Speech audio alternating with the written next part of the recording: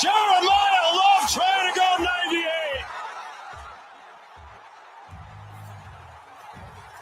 Touchdown! What a run in the first touchdown of the 12-team playoff. This is 365 Sports. Daniels keeps it, and he scores. 365 Sports is presented by IdealMRI.com. High-quality MRIs for $497 or less. IdealMRI.com. Your health is important, so is your budget. Underneath, Smith gets to the corner. Money on the rise. Touchdown, Jeremiah Smith. 365 Sports is also brought to you by Texas Farm Bureau Insurance, protecting Texans since 1952. Johnson buys some time. There's the tight end again, rumbling towards the end zone, and the touchdown for Ancio. Remember when you had a guy, someone who could fix anything? They're still out there at Batteries Plus. With their quick solutions and expert advice on batteries, key fobs, and phone repair, Batteries Plus will have you in and out and on your way in no time. Batteries Plus, the experts in charge. Klubnik's going to take off. Klubnik for the touchdown. Now here's David Smoak, Paul Catalina, and Craig Smoak. And here we go, 365 Sports on this Tuesday. And tonight, the college football playoff standings will be released, the rankings.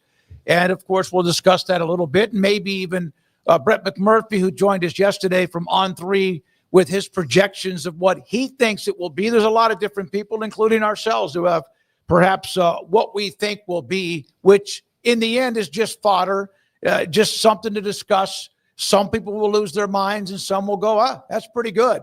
And then, of course, we'll do it again and again and again and again up until that second week in December. Good afternoon, David Smoak with Paul Catalina and Craig Smoak. And this is 365 Sports every afternoon on YouTube, 3 to 6. Also on Twitter at 365 Sports Y2. And Andrew, are we on live with TikTok?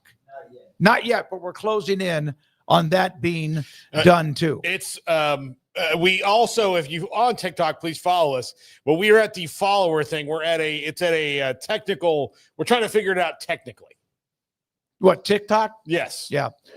So I didn't even know you could do that, but I know that you could put videos up and stuff like that. All right, here we go. The college football playoff standings again. Mack Rhodes of Baylor is the committee chairman. He's the one that will be interviewed and the one that takes the darts and the bullets, literally, from college football fans. No, not literally. Here is what Brett McMurphy is predicting. This really is more than just anything else. His thoughts based on what he has seen and also, I'm sure, doing some due diligence. The 4 top seeds as of now: Ohio State, Texas A&M, Indiana, and Alabama. Let's start with those. It gets a little bit dicey when you get into those other ones, but to me, I don't think you can argue much with it. As of now, although Alabama has that loss to FSU, they've regained a lot of what Alabama's expected to be with their standard. Well, now that FSU is fixed and beat Wake Forest, then that's a quality loss. I think those 4, the top 4, it's hard to argue with it, especially based on the strength of schedule that they've all had to this point and what they've done and who they've beaten so far. I don't like that BYU is all the way down at 10. But, look, that will shift one way or the other this week after they play Texas Tech, who's obviously at 6 there. Well, do you feel like the Tech is 6 because they expect him to win the Big 12 and that's why BYU is 10? Yeah, I think so.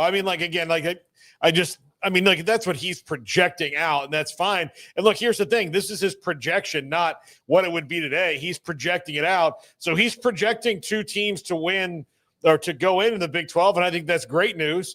And he's only predicting 1 team in the ACC, and right now that's Louisville, and that's a bummer for the ACC, but a nice thing for the Big 12. And, the SEC and Big 10 or the SEC and Big 10, and they're getting their teams in.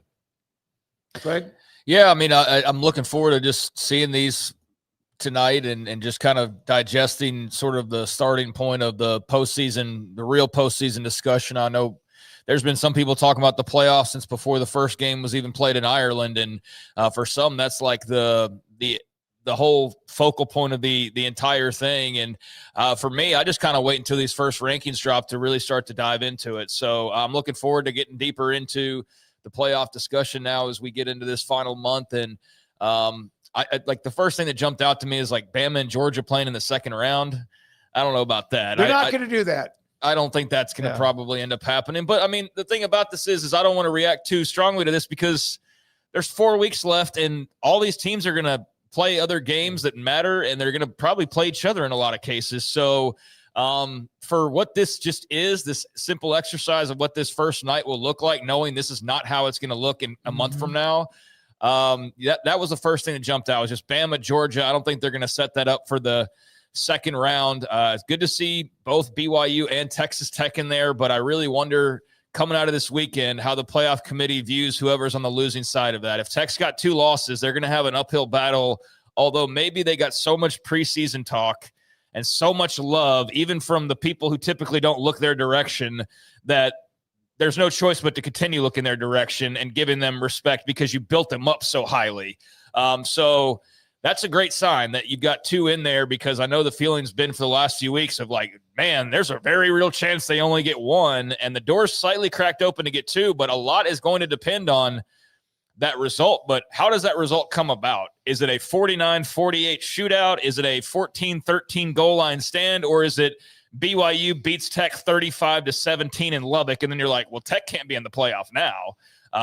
Whereas BYU's got a little bit of room to breathe because they're undefeated entirely. So unless 35-17 is Tech over BYU, but even then, that'd be 1 loss and it'd be to a top 10 team on the road. Yep. So I think BYU's actually feeling pretty great. So if you're a Big 12 fan who doesn't have skin in the game and you're wanting the 2-pass scenario, I think the 2-pass scenario is you need Tech to win this weekend in a close game, and that would set the table to possibly get 2 in. But again, you'd have to probably play in the championship game as well. So it's going to be fun, man. Like this is just the appetizer.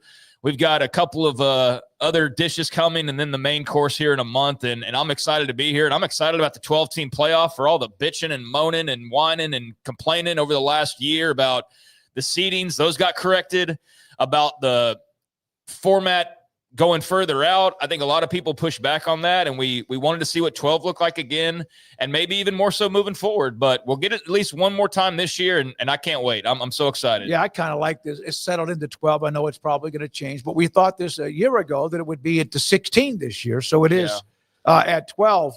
There was no chance last year that anybody from the Big 12, there would be 2 names up in that list, right? It was whoever won the conference. Is that right? I can't remember exactly. Well, I mean, where Arizona State stood. After this point is when they kind of showed themselves. This is when they went on a stretch drive. Yeah. So also, you're right.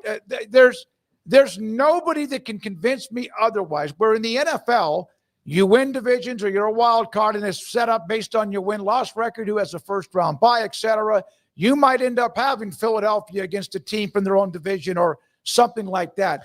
I cannot imagine that the committee somehow or some way, and they're lying to us if they said that Alabama, if they were to be there, and Georgia, if they, by the way, have to play better, and they play Texas in 2 weeks, Mississippi State this week, and then a maybe SEC championship game, you would have to, no way they would have those 2 teams meet in the first round or the second round of the playoff. I mean, they don't have to, because this is the first mock-up. But, yeah, I don't think that would probably end up happening either. I think they tried to avoid that so long as it made sense. Like, you don't bend over backwards and bump somebody like 3 seeds just to simply avoid SEC matchup. But if they're all close and there's not really splitting of any, or you're starting to split hairs on it, then, yeah, there's a possibility that could happen. I mean, Memphis looks like a pretty strong candidate, but in the American right now, I'm not going to bank on anybody going completely untouched. Now, the good news for them is they've got Memphis at home this Friday night.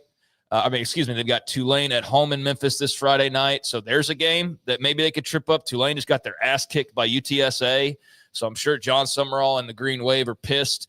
And also know they're everybody's running out of time. Like there's less than a month to go. So it's now or never. They got East Carolina on the road, and then they got Navy at home. So Memphis right now is that that G6 rep, but that one I think is very much still up for grabs. And we pointed out yesterday, like basically every conference is still very much up for grabs with a month to play. And the only one that's a little bit clear, and really the only one where I'm not rooting for full-on chaos, is the Big Ten, where I just want to see Indiana and Ohio State. And that's what I want to see, whereas I'm open to suggestions on all the other potential matchups we could get everywhere else. But that's the one I want to see. So very interesting to see. To me, the other thing that jumped out, number 2, Texas A&M, and number 3, Indiana. Like, I don't know who would have predicted, okay, maybe you have one team like that that's in the top 4, but Indiana and A&M in those initial rankings at 2 and 3, I think is something that's pretty cool and different and also just fun, I think. And remember that things have changed. Indiana and Ohio State could not have been among the top 4 last year, right? Because it was conference champions among the top 4. That means that one of those two is going to lose, if not maybe another game or so, but you can this year. So you could have 2 teams from the same conference among the top 4 seeds. Yeah, I mean, this is Brett's opinion, so we'll see tonight. I mean, I don't think the thing about the projections from Brett or anybody else or ESPN or whoever is, we'll see what the committee's not going to be wildly different. Like there's the same evidence in front of everybody. So there's only so much you can work with. There's not like the committee's going to uncover like, wow, y'all didn't know, but we did that. Like this team's got this, everything's there to be known. So I don't think it'll be much different from this, maybe some slight seating repositioning. And obviously this is going to be much different, you would think, than what we ultimately get. But the part to me outside of understanding this is going to change. So I really don't have a big gripe about it. It's just fun to sit there and go, holy cow, Ole Miss at Autzen in was it December, January? When is the first round playoff games? Well, I got that. That's going to be, we're going to show that in a second. But whenever that exact date is, Ole Miss at Autzen would be freaking incredible. Louisville and BYU. I mean, how about the Cardinals, man? I mean, that wonky, wacky ACC race, and Louisville is as sure of a team to put your money on right now as anybody. But I think that'd be a hell of a game. Maybe 2 teams are in the same conference here in about 5 years. You never know. Tech traveling to South Bend. You think Red Raiders fans would get pumped up for that one? I think so. And then Georgia having to go to Memphis. Is that what we would see? Because that would be hilarious. And I'm sure somehow Georgia would find a way to buy like 75% of the stadium on the secondary market or something. But no, they would be at home. They would be at home. Are they at home in this? Yeah, oh, no, 5-12. Yeah, okay. Yeah, oh, no, I'm reading them backward. I'm reading them like if Memphis was 5 and Georgia was 12, it would be an absolute onslaught of people's brains exploding. I wish I would have corrected me. So I've got it backwards. I'm looking at top at like it's like Tech would format. host Notre Dame. So Tech would host Notre Dame. My fault on that, guys. Tech would host Notre Dame, which would be absolutely incredible scene in Lubbock, and the Irish, that would be a hell of a road trip for them. And a hell of an atmosphere to have to play in, which they're accustomed to, but still that would be very unique. Memphis at Georgia, excuse me. I knew that's when I knew I had to catch myself. I was saying something wrong, thinking Georgia would go to Memphis for some reason. But yeah, Memphis going to Georgia. I mean, you're walking right into the Sharks' teeth there, but that'd be a hell of an opportunity. BYU at Louisville would be great, regardless of where that game's played. And then, Oregon going to Ole Miss. Would be great. But even if they flipped them, my point, great. The home and home or the home games are freaking awesome. And I love them, and I can't wait for that part of it. That was the part. Even remember Indiana, Notre Dame, and everyone was losing their minds, and yet it ended up being fairly, they screwed that up. But that should have been Texas SMU playing each other. But it was still so much damn fun to see that game on home campuses. Look, and I think there is a future where they're all on home campuses, at least in these first couple of rounds. If they go 16, especially, right? I think that, and I said this, I remember we had this argument from the very beginning, or this discussion about it. There's going to be a time where, I mean, look, if you look at 3, and I'm not sure how big the stadium in Indiana is. I'm not, so I don't want to speak on it, but 3 of those top 4 are the largest top 5 stadium sizes in the country, with Alabama, A&M, and Ohio State. They're all massively huge. Yeah, they're 80, 90 to 100 plus. Yeah, 100,000. Indiana's like 50 plus thousand. Yeah. So, but 3 of those 4, and I just think that there's going to come a time where those power brokers go, hey, we are the top 4 seeds. We would like 100,000 butts in our seats in our town, as opposed to making our people travel a whole lot. I also think that there's a breaking point for, neutral site games. Like they just it's just gotten stupid, and they have to really look at college games along on college campuses. The NFL has the only time they have a neutral site game outside of the Super Bowl is when there's a natural disaster, or they play in Europe. Yeah. Okay. Yeah. Or Europe. Yeah. So Europe or a natural disaster. So both of those things can be the same based on your perspective on life. But yeah, I think that's going to change. And of course, all this is going to change. It would be hilarious if this is how it came out and this is how it stayed. It's a far unlikelier mathematical possibility that this holds exactly how it is. No. I would think it's like zero. Yeah, exactly. This holds that would be crazy if Brett just nails this right here. Well, and in a month from now, this is what we're talking about. ACC has 6 teams with 1 loss, and Virginia with none overall. I mean, this is going to be fun. By the way, Texas Tech is 1-0. I know we're just looking all time. They beat Notre Dame 39-0 in 1932. So that's why it also would be cool to see teams who have not played each other have a chance to do so, win the playoff, and whatever happens when they set the table. Yeah, I mean, I think if Tech were to win out, or obviously if BYU won out on the Big 12 side of things, then they're probably hosting, and that would be pretty crazy. And as we just looked at, like Notre Dame getting an opportunity to roll into Lubbock would be an incredible scene. So it does give you, for as much as it takes away from the old bowls, like, I mean, I get we want to preserve tradition as much as we can, but sometimes you step away from it and you realize, like, hey, that could have been better. And I think the bowl system is where you saw like more playoff games on campuses and things like that. You're like, yeah, I'd rather have this than just like preserving the whatever bowl the way that it is. And so I am curious of how they sort of adjust that going into a possibly expanded format, but I'm really glad to have 12 again. I'm not so sure 12 is not the best format, period. Like, I'm not so sure it's not, because it's just enough, but not too many. So we'll see, because last year, by the end of it, everybody was crying and bitching. And again, I say that because it was just so over the top by the end of this thing. It was like, dude, are we like, I get we don't have to love everything, but like, can y'all just enjoy the freaking end of the season, please? Yeah. Parity has expanded enough to where 12 makes a ton of sense. Yeah. That the gap between 12 and 1 is not that far anymore. To get beyond 12, I would need to see personally, to really feel good about it and go, yeah, it probably needs to be 16, that like maybe expand out a little bit, where the gap between 16 and 1 is about the same as between 12 and 1 right now. Yeah, I think that's going to have to happen. And it could, with the way that roster management is different now. But I just think that they should give it more time before they just go 16. Let's do it. I'm not opposed to 16 if that means everybody's playing on no bye.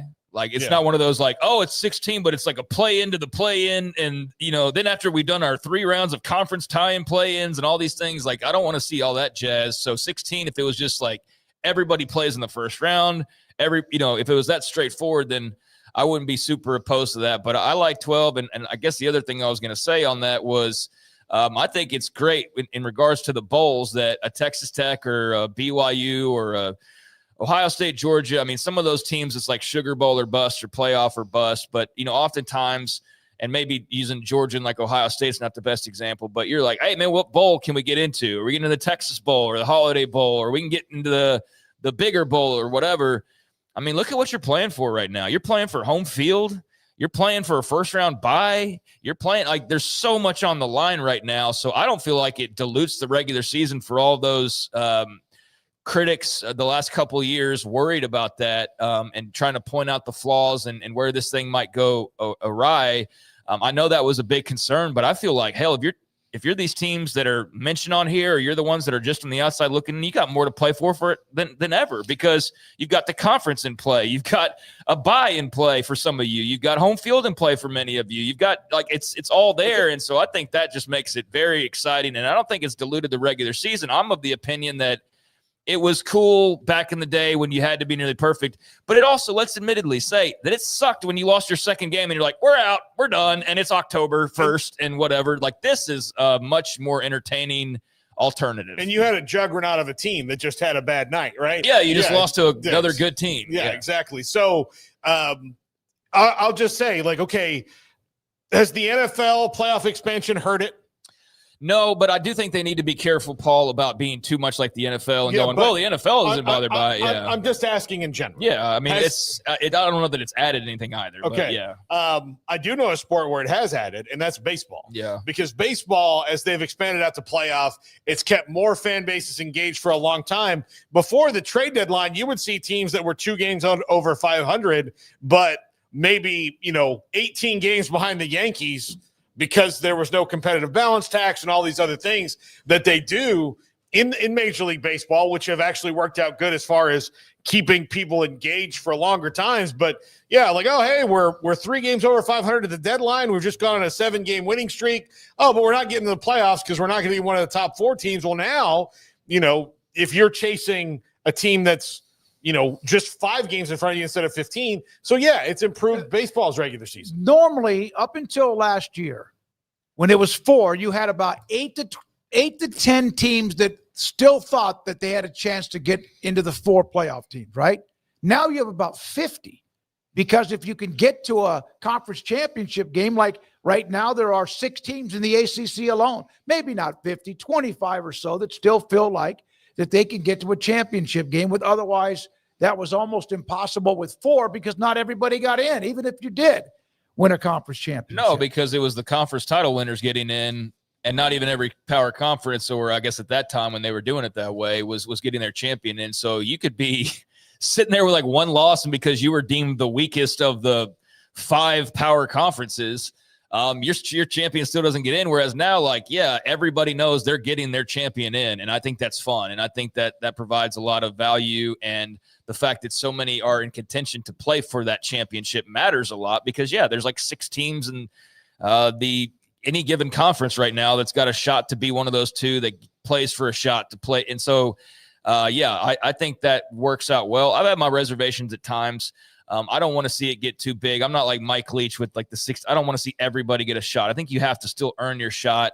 And I've been hesitant to water down conference championship games and bowl games. But the more I've seen this, especially last year, it's like I tried to watch those bowl games just as is, and it wasn't the same. Like, it just simply isn't. And just because that's the way we grew up watching it doesn't mean that's what we have to stick to, because that's the way it always was. I think that's where nostalgia can kind of get in your way a little bit. It's like, yeah, but remember that Weed Eater Bowl when it was really cool in 03? It's like, yeah, but wouldn't you much rather be trying to play in the tournament to go see who goes to Columbus to play and I know you're going to get slaughtered probably, but I'd much rather do that than be Weed Eater Bowl runner-up. No, the Poulan Weed Eater Bowl, right? Yeah. But they're not paying us, but sure. I don't know if they're even still not bought by somebody anymore in corporate conglomeration. But I firmly believe this, and you'll never change. Right? The only reason that we still have bowls in the picture, in the playoff at least, is because of those New Year's 6 bowls are gigantic political grifts too.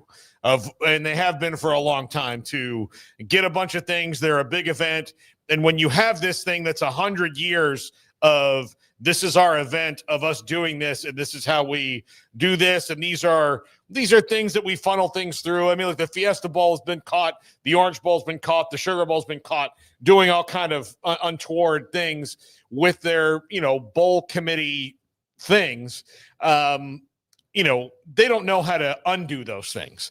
But one day there will be people in power who are like, these things need to just kind of go away and be a different thing. And the playoff needs to be at home stadiums until you go to the championship game, and then it can be at the neutral site. So there's a game this weekend in Lubbock, Texas. Speaking of BYU and Tech, at least in that projection, and everybody has theirs. You could have one too. Nobody's right or wrong right now until they unveil, and then even then it will change. Look at what they're doing, and they have been doing for 24 or 36 hours in Lubbock, Texas.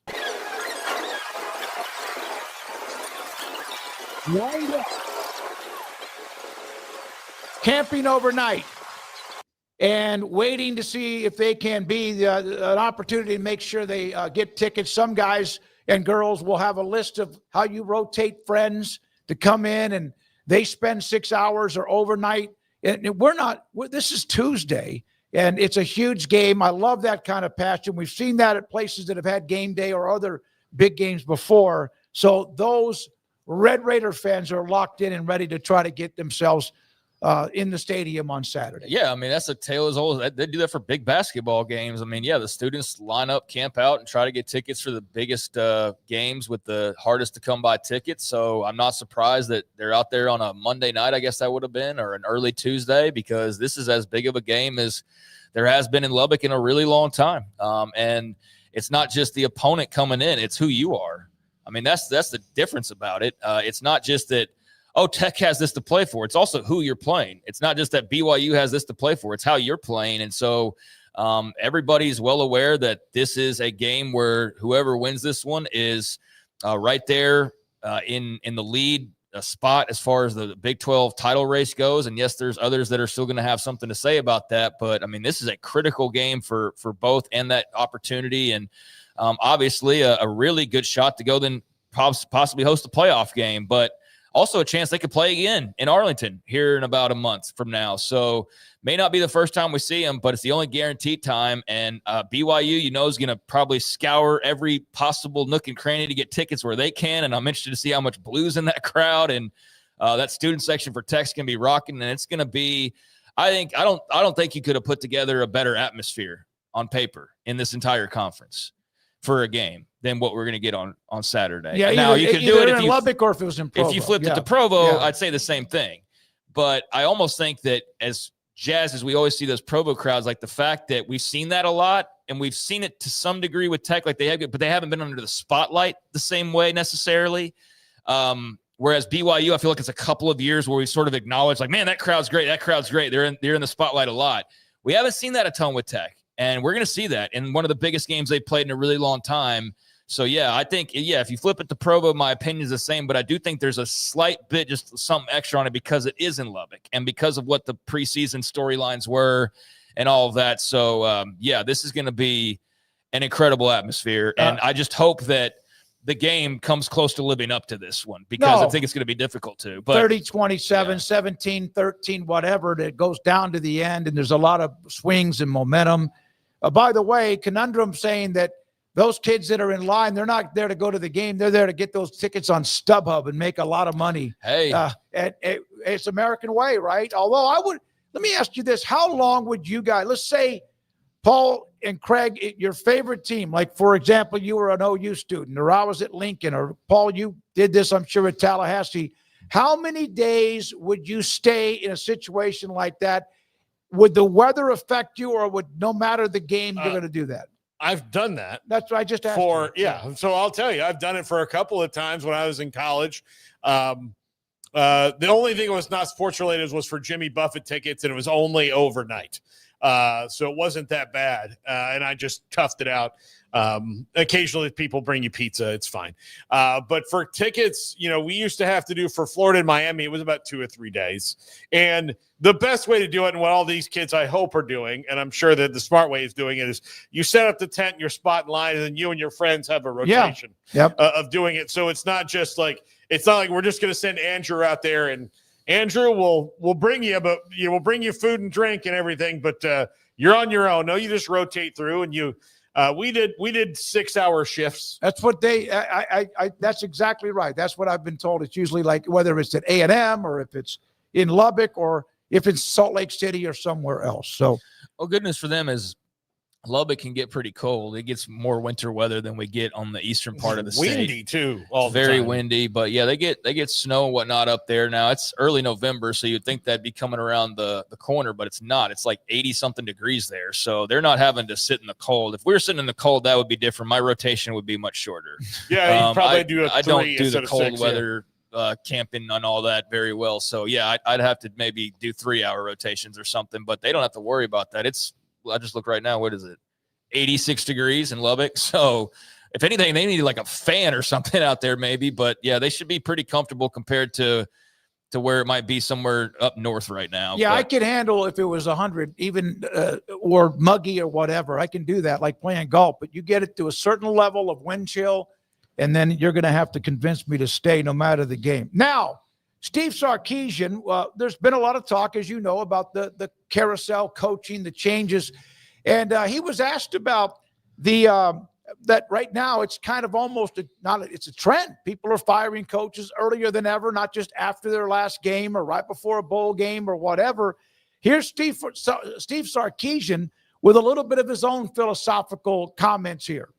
Wants to fire their coach. Who are you going to hire? There's all these jobs out there right now. Who's everybody going to hire? I don't know. We'll find out. Somebody's got to be the head coach. The amount of, 1 week you're a hero, the next week you're a zero mentality that fan bases and people want to have. Surely coaches want some security to what they sign up to go do. We work really hard, and I get it. We all want to win, and we're all busting our tails to try to win, and sometimes things don't go your way, especially in our conference. It's tough, and so the idea that coaches don't want some security in the jobs that they take, that doesn't quite make sense to me. It should be like, man, somewhere in here, somebody has got to be willing to say, hey, let's see if this can work itself out. Not every year, not all 16 teams in the SEC are going to go to the playoff. It's just not reality. We're talking about trying to get 4 or 5 teams in this year. Last year we got 3. All right, thoughts? Well, first of all, I appreciate where he's coming from as a coach, and I get where he's going with that. I want to say the one slight thing I do sort of disagree with, or I take a little bit differently, is you do work really hard, Steve. You and college football coaches work really hard, and when you get fired, in a lot of cases, you get tens of millions of dollars for not doing a good job. That doesn't happen in any other jobs where they work really hard, like digging ditches and paving roads and saving lives and like all of these things. There are some that have buyouts and whatnot, but you guys have a pretty good alternative is all I'm saying. So I'm not going to weep too hard for you, but I get that you would like to have some job security. That job security is called tens of millions of dollars in buyout money when you get fired. That's the job security. That's what that's called. Jimbo Fisher could, he never has to do anything ever again. No, he doesn't have to work hard. Everything that he could do for the rest of his life is because he wants to do it, not because he has to. And because he was good for a little while, but not towards the end, but because of the contract he signed, no matter how hard he worked or didn't, he's getting tens of millions of dollars. So that part of it, like I get what he's saying though, but like just the phrasing a little bit, I'm kind of like, yeah, well. Okay. So he also says like, where are the coaches going to come? Who are you going to hire? Look, there's not a dearth of coaches out there.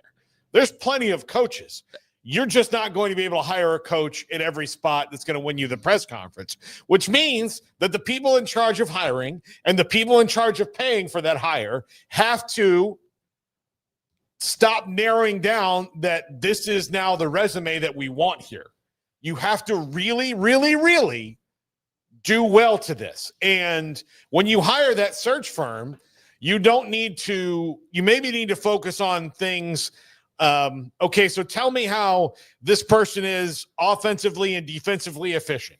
How are they year over year statistically? How are they doing? Like, how is their recruiting class compared to what ours would be with the resources they will get? Not just, I know this guy's name and that. Those are the things you're going to have to drill down on. He's the hot coordinator or hot G5 coach. But I don't think that anybody goes into these searches and doesn't ask those questions. Like, you ask all those questions. It's just the AD ultimately decides, but I want the splashy guy. Well, that's what they have to stop is they've got to how about hiring the right fit? That's what I'm saying. Yeah. Ask those questions, answer those questions, and then hire that guy. All right. Don't hire the guy that, everybody knows. Well, that's the part, though, I agree with him, though, is what I was trying to get to, is that I do agree with him on that, is that, like, who are you going to go hire? There's 10-plus jobs open right now, and there's more to come. So there's not a bunch of John Summeralls hanging around. There's not a bunch of just no-doubter candidates that are out there, and that's why I said yesterday that there's going to be a bunch of these teams that we're talking about. They're going to be right back here in 2 years because they try to make the splash, or there's just not really a great bunch of candidates, and so they're left with what they're left with, and it's like, well, we got to make a choice, so let's roll the dice or let's go this direction. And inevitably some will make the wrong choice. And that goes whether there's a bunch of candidates or not. But I'm with him on the who is there to hire out there at this point? If you're the 13th, 14th, 15th job that's going to open up here in the next few weeks, like, who do you plan on getting? So hopefully some of these schools, and I'm sure some of them that have jumped in knowing that the marketplace isn't that robust right now, do have an idea, and they're going to go get Eric Morris or somebody like that may not be some big national Kirby Smart type name, that boost from Saban assistant to the next Saban type of a thing. But I do agree with him to some extent on that part of it. Well, I tell you what, not everybody agrees with what he said, but I think it's good that he came out and said what he said. And by the way, I did get corrected on the students staying in line, and that these tickets can only go to students. I understand you can only claim them if you're a student. The resale value, I don't know, but old Barncat and others saying that only resale would be to another student, not valid, but for students. So I don't know how they watch that or monitor that. It's all digital now too, so it's just about going and getting your spot in line. I'm not sure why because it is digital, why they have to do it this way anymore, unless it's not digital at Tech, but everywhere else it's digital, and you would go and you can pull a certain amount of tickets if you're a student based on your classification. And look, but I'll tell you, I know this, my senior year at FSU, they had gone to, you just get on at 8:00 in the morning on the Monday before, the Monday 2 weeks out of the game or whatever, and then they tell you your spot in line is 31. Yeah. And then you get in 31. Text Faith and ask her how they do it now. I will. Wet Blanket did say this, and we break Ari Temkin and also Shahan Jaja, our first two guests today. Coaches are egotistical enough to think there aren't enough coaches to take their spot. Now, I don't take it that way. I take it as there's not a bunch of splash names out there. Now, if he's saying it differently, then that's fine. But that's the way I'm taking it. I didn't take that as there's not a bunch of people good enough like me to take my job and my friends' jobs. I don't read it that way at all. I think that was just if you're the fifth SEC school now, who are you going to go get that's going to make a massive difference for you? Unless there's just a guy who's an alum or something that's, off the radar a little bit. I think that's more where he's coming from, but we can agree to disagree on that. I do very much disagree with him, though, of we need security. It's dude, you're millionaires 10 times over. You've got more job security than people could dream of doing. And yeah, you work really hard, but dude, you coach football. I know you change lives and make a difference, but let's not overstate that. That's where I push back a little bit. You're getting well worth the money that you're working for. For the job that you do, you are very, very handsomely compensated. It's like anything else. The coaches are getting the kind of money they get now because of supply and demand. Wet Blanket again. Not enough coaches that win the press conference is one thing, but there are enough good coaches. Also, Quirty saying Kirk Cignetti's success is why so many coaches are getting axed, in my opinion. Yeah, he goes in 1 year, takes them to where they went last year, and he follows it up in year 2 at Indiana. Good for him, by the way. I think it's a great story. But, yeah, that's also wait a minute, how are they doing that at Indiana?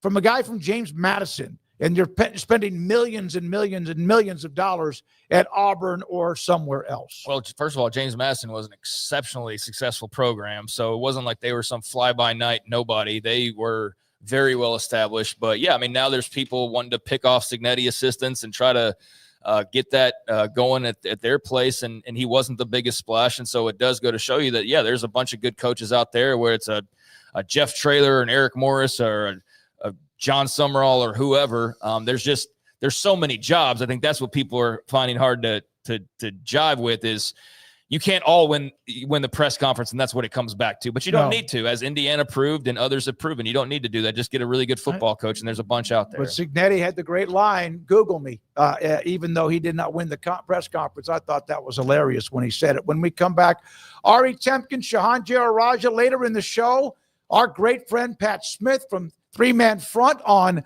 what's happening within, of course, the power structure of the SEC and what is next for Auburn, or maybe LSU or the others within the SEC. We do appreciate it. If you have not hit the subscribe to this channel, we would appreciate you do that as we continue to grow because of you. This is 365 Sports. Baylor alumni, they just went through that huge weekend, of course, homecoming, all sorts of events, reunions, award ceremonies, alums that were honored, etc. It's gone. Now they have an off week. And then Utah at home in a couple of weeks. And so they're already cooking up literally what they're going to do the day of that game, a week from Saturday, when the Utes come to town to play Baylor. And they'll have events outside of McLean Stadium and throughout the week and into the weekend. And even whenever they're on the road, which will be eventually, they'll also have us set up there for you if you want to travel. Let's say you're in a city. Let me just throw out, for example, Kansas City. And you're a Baylor alum and you have a few others that are there that you know will gather to watch a game. And you want to put together some sort of a viewing or watching party, get in touch with Doug Furch or Paul Thorpe. Tell them about it. Give them the details. They'll spread the word for you to have some nice chunk of people, alums and boosters and donors who aren't at the game in Kansas City at a bar, restaurant, or maybe even someone's house. It's the Baylor Alumni Group. Go to Facebook, Baylor Alumni. That's Baylor.edu.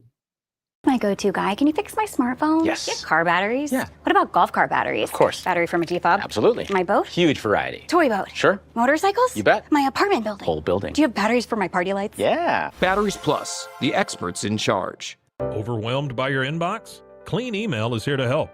Organize, clean, and manage your emails with powerful automation tools.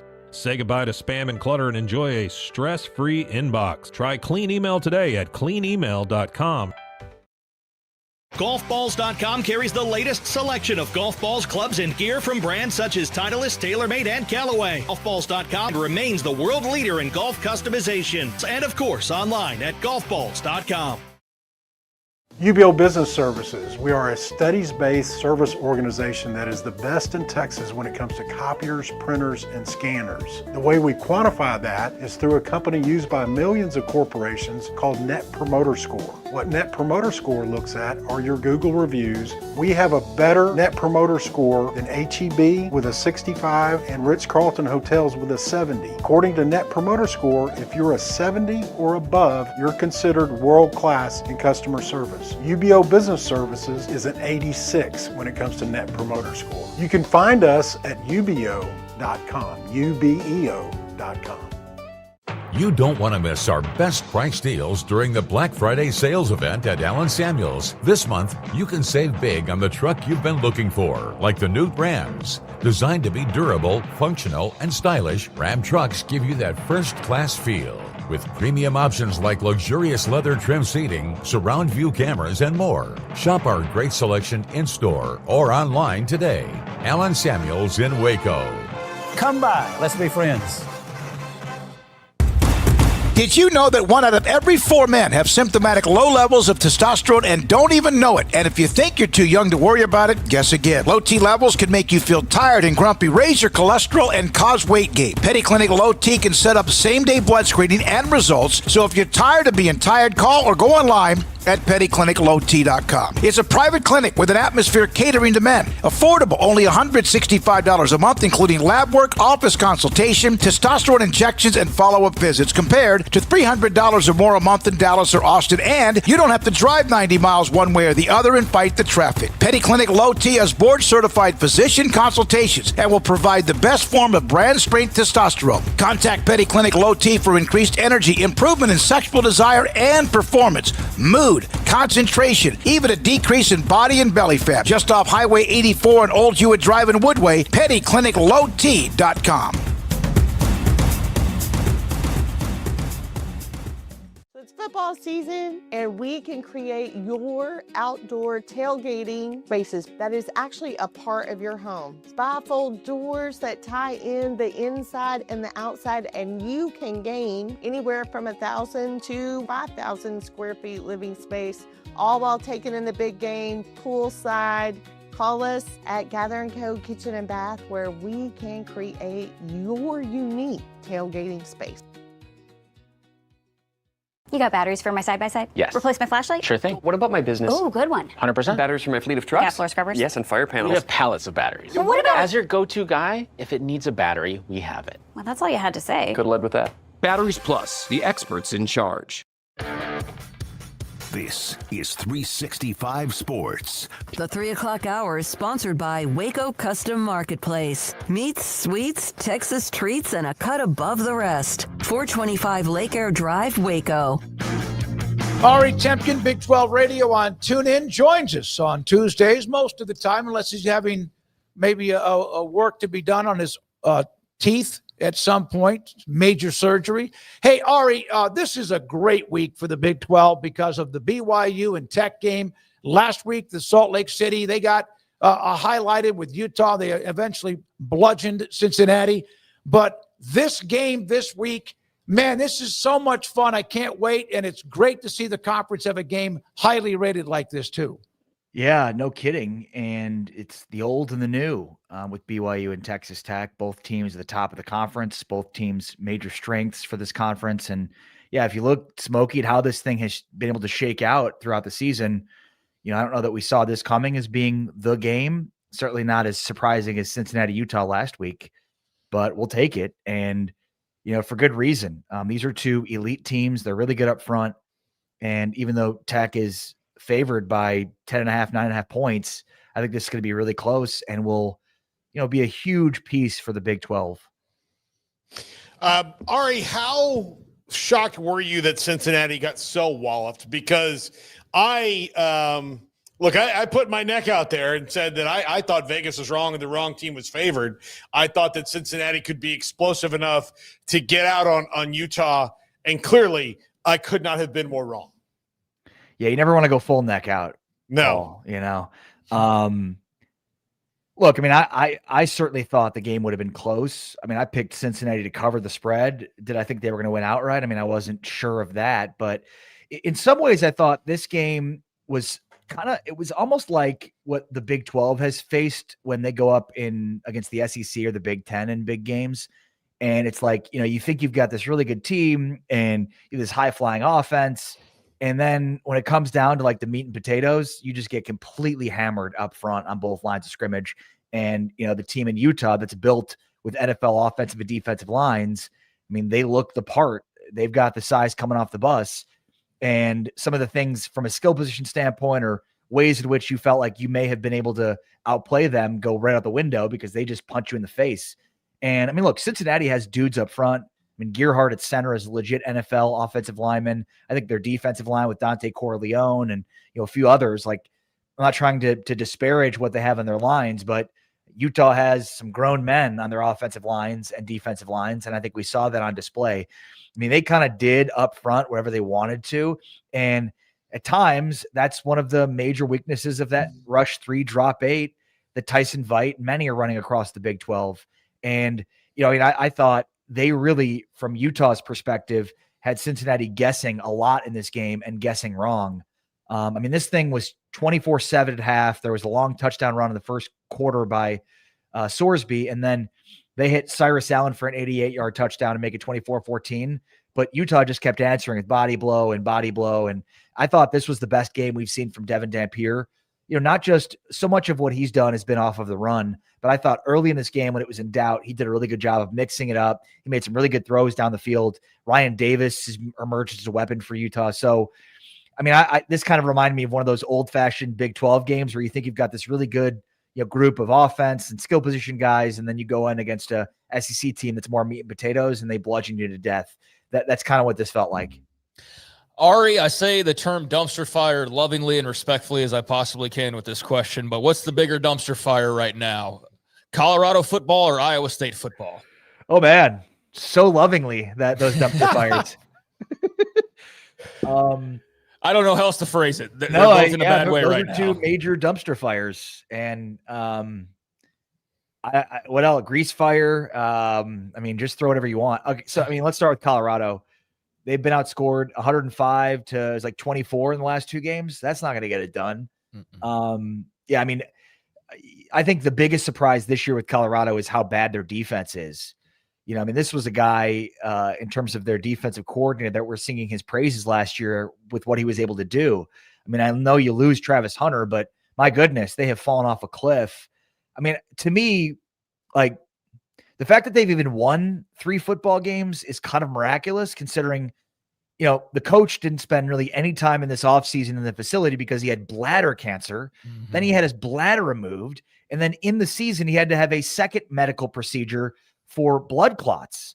So, in any calendar year, the blood clot surgery would have been significant enough, let alone the surgery to remove his bladder earlier in the year. So I think you got to give him some, in Colorado, some grace for having to deal with these two things. I mean, again, the fact that they've even won, the amount of games they've won is kind of miraculous considering all of the medical stuff that Deion's been dealing with this year. And beat Iowa State, I should say. Yeah, no, and then I go to Iowa State, which, man, their defense is bad, real bad. Like, I don't think we've ever seen Iowa State's defense this bad. Yeah, I mean, Caden Salter had his best game, against his best game against Iowa State. I don't think that's a coincidence. I mean, when you look at what happened this past week, and you've got Jeff Sims, who had the best game of his college career by far against Iowa State's defense. Like, yeah, these are, is it just losing corners? I mean, last year, Iowa State lost a ton of linebackers, and, their defense wasn't this bad. They're able to replace those guys. It feels like the corners losses were so huge and significant because they just didn't have the depth to replace them, that their defense has completely fallen off a cliff. And we've just never seen a John Haycock defense look this bad. I mean, they were 5-0 to start the year. They may not win another game with how bad that defense is. I mean, it's pick your poison. So it's shocking. I'd still go to Colorado because it just feels more and more like the injuries were the big reason that this season was derailed. Now, again, you'd hope you'd have better depth to not be this bad, but they're also not giving up 105 to 24 in the last two games. So as bad as it looks, 50 points in back-to-back weeks is real bad. And by the way, could have been way more and way worse than 50 points watching those games and how bad they went. So I'm giving Deion a little bit of a pass because of the medical stuff, but it just feels like they're the bigger grease fire here. I hope that the medical stuff does not derail what his goals are to try to help that program get back on track after that glorious start that first year. And then, of course, things came off the rails. But so, hey, BYU Tech in Lubbock. The college football standings released tonight, which mean really nothing other than for us to go, oh, my God, or this is awesome, or wait a minute. So your thoughts about the Big 12 at this point with that game, and what also Utah now all of a sudden saying, hey, don't forget about us. And I know there's another team or two that might be involved in the Big 12. Yeah, I mean, and look, Smokey, make no mistake about it. As much as we look at these numbers and rankings as, aesthetics, like they matter. Perception matters. The AP Top 25 doesn't matter, but it matters.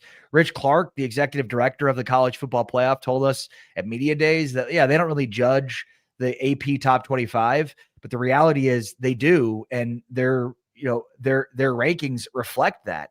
I mean, the reality of the situation is the people that are in charge of picking these, and I know, now Baylor's athletic director is the head of it. So he's going to be the guy that we're going to be most critical of based on the comments that he's going to have to make following these rankings releases.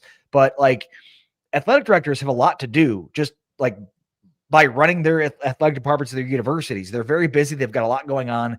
Like, I know they get these games cut up. They get a binder of metrics. I don't know why we have to go through this ridiculous exercise where they're picking the teams. When the computers pick two teams, I think we saw the reasons for why that wasn't sufficient. But in this case, we've got the computers picking 12 teams. To me, it makes a lot more sense. Again, when you consider that all that these athletic directors are doing, for the most part, are going through these binders and compiling and going through the analytics that the computer would already account for. So again, it does matter, though it probably shouldn't, because perception is reality. Now, here's the good thing about the perception this year. The Big 12 perceived to be much stronger than it's been. Stronger than the ACC, absolutely. So the ACC is not as top-heavy as it appeared when the season started with Florida State, Miami, and Clemson. So that's line one. And then line two would be the Big 12 did really well in the non-conference against the ACC. I mean, Georgia, we were just talking about Colorado. Colorado went toe-to-toe with Georgia Tech week one. And Colorado's terrible. I mean, UCF beat North Carolina. UCF's not very good. Baylor beat SMU. Baylor's not very good. So, like, some of these ACC out-of-conference games speak very highly of the Big 12. And then when you look at where the Big 12 is with two teams in the top 10 right now, like, I have a feeling we're going to see pretty similar numbers from the AP in the college football playoff rankings. I think we're going to see two Big 12 teams in the 12-team field when it's released today. And I think Utah is right there.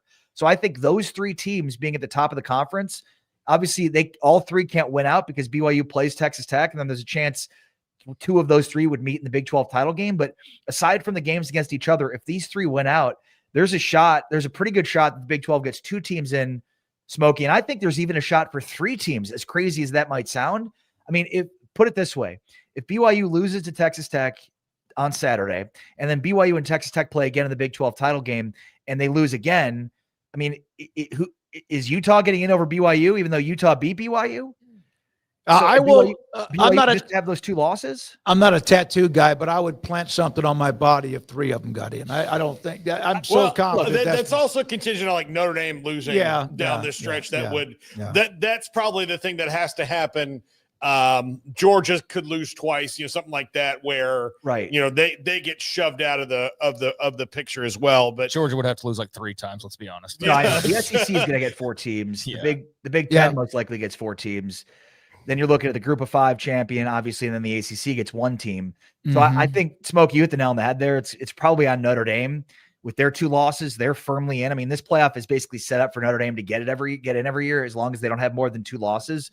So, I mean, but the path remains. Like, there is a as much as we thought, like, wow, where's a path for the Big 12 to get 2 teams? It feels like right now the Big 12 is in great position to get 2 teams.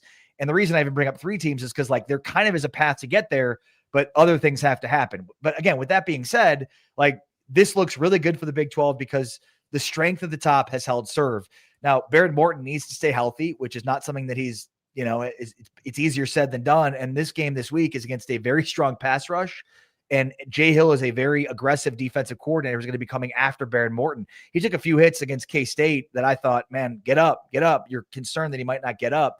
And that's going to be kind of the case throughout the rest of the year. We know the playoff will punish you if you don't have your starting players in.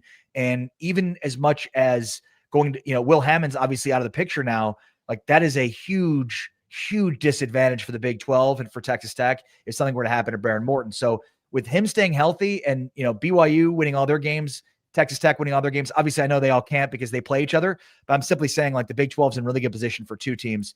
And look, this game on Saturday doesn't mean a whole heck of a lot in terms of the college football playoff, because I think both teams will still be in the top 10 when it comes to next week's games, with that, regardless of the outcome.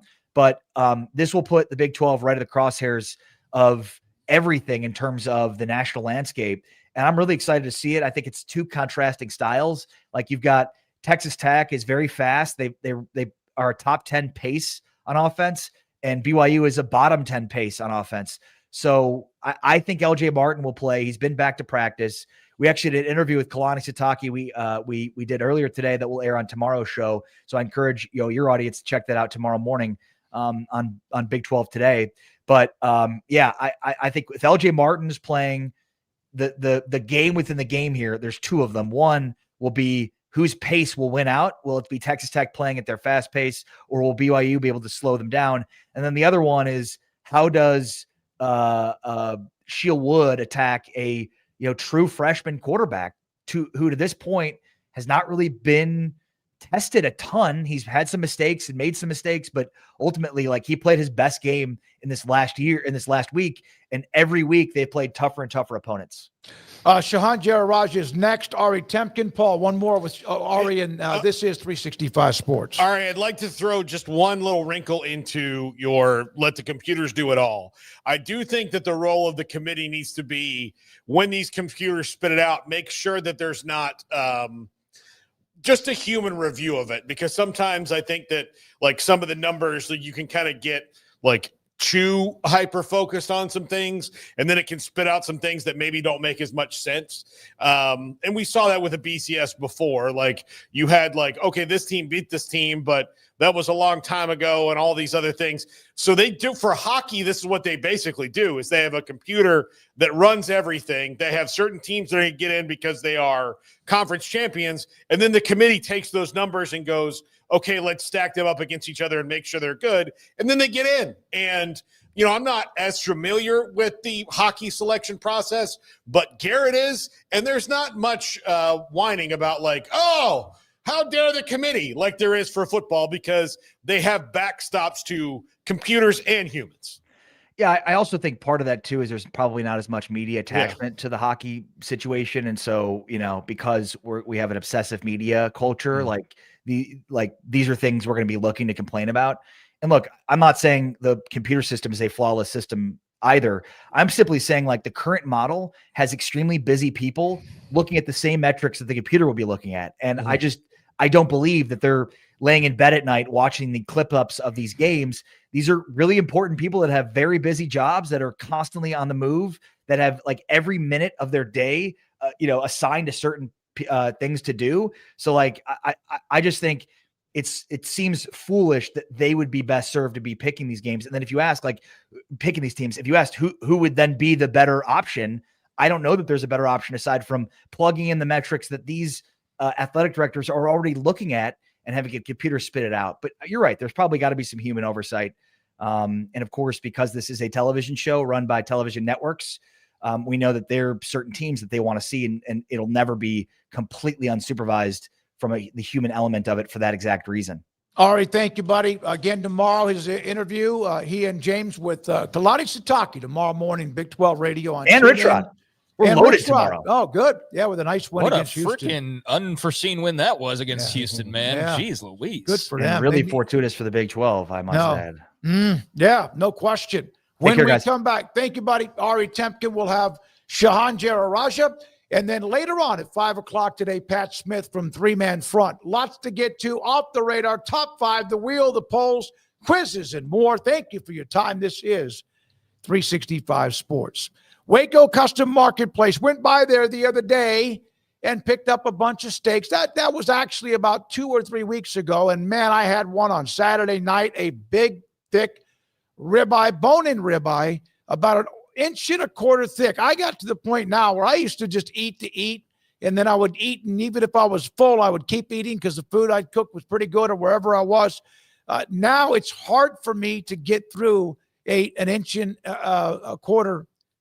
ribeye. It is. So what I do is I eat it. I usually get around the edges with all that really kind of a nice little, marble. And then I take the midsection, and then I'll have it for fajitas or something the next morning. Their steaks, their meat market is incredible. Full service meat market with not just beef, steaks, etc., but also with pork, poultry, and seafood. If you like lobster tails, if that's what you want, they have a tank, live lobsters in a tank when you walk in the door off to your left. Cold beer and wine to the right, a full-service bakery, all of what you need when it comes to knickknacks and canned foods and chips and sauces and marinades and seasonings.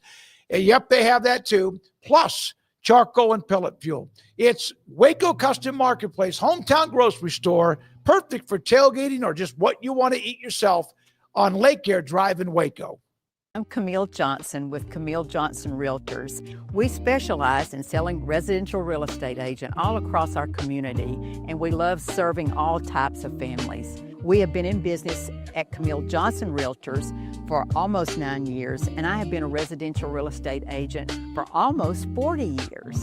And we love our partnership with 365. So thank you for partnering with me, and thank you so much to all of my clients who have made our company a success. No car payments for 90 days when you bring your auto loan home to Genco. Get 4.79% for 48 months and make no payments until 2026. Plus, get entered to win 3 months of no car payments. Bring your auto loan home to Genco. Lower your interest rate, save money, and no payments until 2026. For details, go to GencoFCU.org. My money, my future, my credit union. Genco.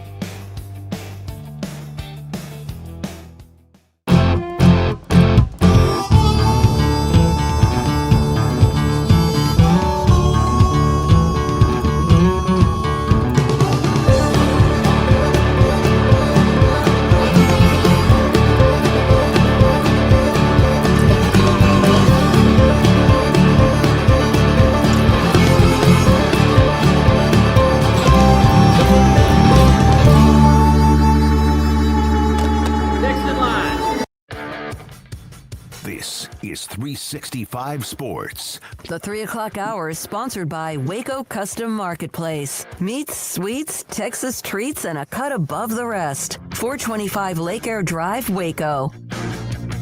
Shahan Jaja with us, CBS Sports on Tuesdays with Paul and Craig. David Smoak, thank you for your time, Shahan. Appreciate it. Do you pay much attention, or just the fact that, here's the standings are coming out, react to it much, or do you just kind of look at it and then form your own opinions? Well, I think for me, the first one of these is always kind of interesting. I do some content off of the rest, so I always make sure to at least keep an eye on it. But I think that the first one is always pretty informative. That's kind of the moment where we figure out, is there a team or is there a trend that maybe the College Football Playoff Committee is thinking of a little bit differently than the AP Top 25 or fans nationally? It's one of those moments where you kind of see, hey, which teams are really in a position to make a run, whether it be, hey, there's a chance for multiple Big 12 teams to make it in. Maybe the ACC is only dealing with one team right now. Maybe it's even the race for the first round bye in the college football playoff as well. So I think that this first one is pretty informative. The ones in between, take them or leave them. But I think the first one is pretty important. So what do you think of the odds of the Big 12 getting two teams in now that, especially after last week, it is just a bloody mess of a field in the ACC? Yeah, I think that it's a great positioning for the Big 12. This is a situation, right, where there's only going to be a certain number of spots available for the Big 12 and ACC, and I'll throw Notre Dame into that boat as well. And so any time that you make your path better, I think is good for you. And Miami picked up a second loss this past week. That was clearly the best overall contender, especially as an at-large from the ACC. And Georgia Tech as well was an undefeated, and now they're out of the way. So suddenly, you can make a pretty good case that BYU and Texas Tech have better cases than just about anybody from the ACC to make the 12-team playoff. I think that even Utah, depending on how they end the year, it's hard to see necessarily a pathway for them to get in, but I think that they're going to be maybe in that top 15 conversation after what they did to Cincinnati last week. And I'm fascinated to see, especially if Utah does rank well, how does that impact a team like BYU that's undefeated and has a big win over them? That's going to be something that's fascinating to watch heading into this week. Shahan, Texas and Oklahoma staying in the fight, man. Ready to throw some dirt on both their grades at different intervals this season, and here they are. And I know it's a very crowded race still in the SEC, but two pretty massive wins for those programs this past weekend.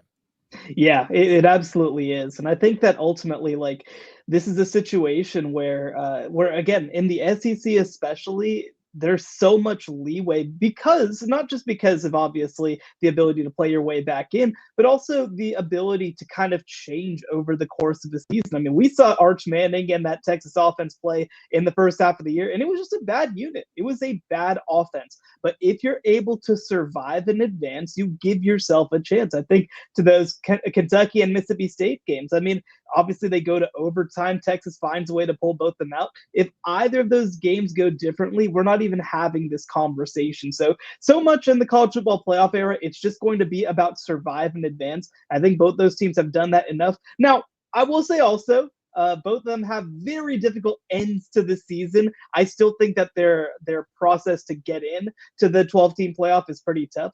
Texas goes to Georgia next week. They close the year against Texas A&M, who's top 5 in the country. Oklahoma still has to play some of the best teams in the country, including Alabama. But you at least give yourself a chance if you can make it this far with only 1 or 2 losses. Shahan, college football is as popular as it's ever been before, right? They no matter the arguments, and sometimes that's the popularity, the traditions, massive schools and stadiums and whatever else in ratings. Do you like the way the game is now, despite maybe some disagreements on how they decide who's going to play for the title? Yeah, I think the game is in a pretty good spot overall. I think when you go into stadiums on Saturdays, it feels like an incredible product. I think that from a competitive balance perspective, it's been great, actually, that the transfer portal and NIL has kind of balanced the sport a little bit. The one thing that I think is honestly taking away a little bit, and I say this as somebody who covers the sport nationally, is I wish that we talked a little bit less about coach firings and a little bit less about hot seat and all this sort of stuff. But the reality is is, I mean, I'm somebody who gets to see these numbers at the top level. That stuff is what people want to talk about more than anything else. I mean, I'll tell you what, I went on a couple of programs and I would make a pretty good case that between Texas Tech and BYU, I'm probably the guy who knows the most in this world about both those programs. And I wasn't asked about it. I was asked about Hugh Freeze, and I was asked about LSU. And, there's something that's, I think, a little silly about that. But that's more, I think, about the coverage and consumption of the sport. I think that the sport itself is in really good shape. Steve Sarkeesian, in his press conference yesterday, was talking about who you're going to hire for these coaches. I wonder how many people will just take that idea, not that they're listening to Sark, but just the idea of, okay, there's only a couple of like big fish that you're really going to land to win a press conference. How many athletic departments of what will now probably be 20 open jobs by the end of the season will say like, okay, let's stop trying to win the press conference and just hire a guy who fits here. I wonder where that's going to happen. Where do you think the arrow will point? Well, I think this coaching cycle and this hiring cycle are going to be really interesting because I think that you're going to be in a position where most of these teams don't have an obvious candidate. So again, for Florida, it's Lane Kiffin or bust, right? I think for LSU, there's kind of no real clear answer at this point. I kind of think that no matter what they do, they're going to be in a weird position, especially, by the way, considering the governor says we're not going to throw out a monster contract the way that we just did. So you think that Lane's probably off the table there. And so I think that that's part of it, right? Is like we're going to see a couple of really high quality jobs. Penn State, another, right? With Matt Rule and Kurt Cignetti both being officially off the board now. They're going to have to make some unusual hires. And so the question becomes this, because I saw a really smart point. I can't remember who made it on social media the other day. But the reality is this, is that when you do fire a coach, when you do make a new hire, yes, it's obviously to reset the program, but it's oftentimes to reset the enthusiasm of a fan base. Well, we're not dealing with necessarily a pool that's deep enough to suddenly replace 8, 9, 10, 11 win coaches and still feel really good about it. Maybe there's one or two of those situations a year, but we honestly might never have an offseason like we had in 2021 ever again, where USC hires Oklahoma's coach and LSU hires Notre Dame's coach. I don't think it's going to happen very often, especially with what programs can kind of pay out to keep their guys around. So I think that this cycle is going to be really interesting because let's say, for example, that Florida has to go a little bit off board. Let's say they hire a coordinator. Let's say that they hire a group of 5 coach like Alex Golesh from South Florida. Well, I don't think that all of a sudden your fans are sitting here and thinking we've proven that we're one of the best, one of the elites. I think that you're kind of feeling like, oh, well, that's it. That's all we did this for. And I think that will cause some people to have some pause long term. Now, I think that actually might be a good thing for this sport and maybe for the coaching industry, because again, like I said it the other day, you have to think about not just who is the top guy that you'd get and whether he's better. You have to think about who the 50th percentile candidate that you could get is. And if that guy is a clear improvement over what you have right now, then it might make sense to make a move. If he's not, well, I think that that's a question that you have to ask yourself in a different kind of way. And especially in a moment where compensation to players is becoming top priority, throwing out $50, $60, $70 million to fire a coach, it might not be the best decision. Shahan, Texas Tech, BYU, massive game in Lubbock, number 8 at number 9, and the Red Raiders are 10.5-point favorites last I looked. It may have moved a little bit, 9.5 I see in one place now. What do you think of that? What do you think of the game? What do you think of the outcome? What do you think of all the pageantry that we're going to see this weekend? Well, to touch on the BYU side to start, I mean, look, BYU doesn't rate very well in some of these, like the advanced analytics and metrics just because of their style of play. But like we saw what they did against Utah. I think that this is a team that frankly gets undervalued because they don't necessarily maximize, I guess, their analytic profile, if you want to call it that. But this is a very high quality team. They've been good essentially everywhere on the field. They've got one of the top 10 rushers in the country in LJ Martin, who apparently is likely to play after dealing with some injury issues. They got a true freshman quarterback in Bear Bachmeier, who's continued to add every single week. They've got a defense that's one of the best in the Big 12. This is going to be a really tough challenge. But for Texas Tech, this is kind of their crowning moment. This is the moment where College Game Day goes back to Texas Tech for the first time since 2008. It's the moment where you host a top 10 matchup. The funny thing about this Texas Tech team is that they actually haven't had very many good home games this year. Really, their only real home game to this point was against Kansas, and Kansas has been a little underwhelming. This is the moment that Lubbock has been waiting for nearly 20 years. So it's going to be a huge matchup. It's going to be a huge moment. The thing I'm looking for in this game is I think it's going to end up being a defensive struggle. And for Texas Tech, I mean, look, their offensive line has played well, but how will they match up against the BYU rushing defense that's one of the best in the Big 12? Will they be able to keep the ball moving? Will they be able to protect Baron Morton against a really, really aggressive pass rush? But same goes the other direction. How will Bear Bachmeier deal with the best defensive line in the Big 12, one of the best pass rushes in all of college football, led by David Bailey? I think that this is going to be a game where the offensive coordinators are going to have to figure out some beaters to get past some of the front seven guys that they're going to play, and I'm fascinated to see how they handle it. I expect a low-scoring game, but I expect a Texas Tech win. I do too. I don't know if it's 20-16 or whatever, something like that both teams have the opportunity, but I do too. I think it's going to be more condensed, so to speak. Yeah, here's my thing on it. There's not many teams I would even give the slightest chance in this scenario to go into Lubbock and win. But BYU, I'm like, I can see it. I can see them doing it. Like, that's the thing. Keep doing it. Exactly, man. And they're like you said, you don't walk away going like, God, they're just so impressive and sharp. They just win, man. They just get the job done. And it's not always pretty, but it gets done. And there's just something that I just respect the hell out of about them for that. Shahan, go ahead. Yeah, I just want to add so I'm doing a story, keep an eye on cbssports.com for a story on BYU this week, but I spoke to, Kalani Sitake last week, and one thing I pointed out to him is when we had a conversation last year about his team, the thing that stood out to me is that they were not near the top nationally in any major category. They were just a team that was pretty good everywhere and found ways to win. Well, this year it's the opposite. I mean, they have a running back who's top 10 in the country in rushing. They have a quarterback who's ranked the number 3 freshman by ESPN. They have a receiver in Chase Roberts who's near the top of the Big 12. They have a defense that ranks really high in every single metric, and a linebacker in Isaiah Glasker who I think will get All-American consideration. Like, this is a team that was no name last year. Now it's an every name team. And I think that makes them very, very scary going into one of their probably the second true matchup that they faced all season. I wonder, so let's say the game is close. Tech is 8, BYU 8, Tech is 9. A lot of it depends on what happens in front of them, behind them. Will both teams, unless it's a blowout, both still be ranked in the top 10 next week?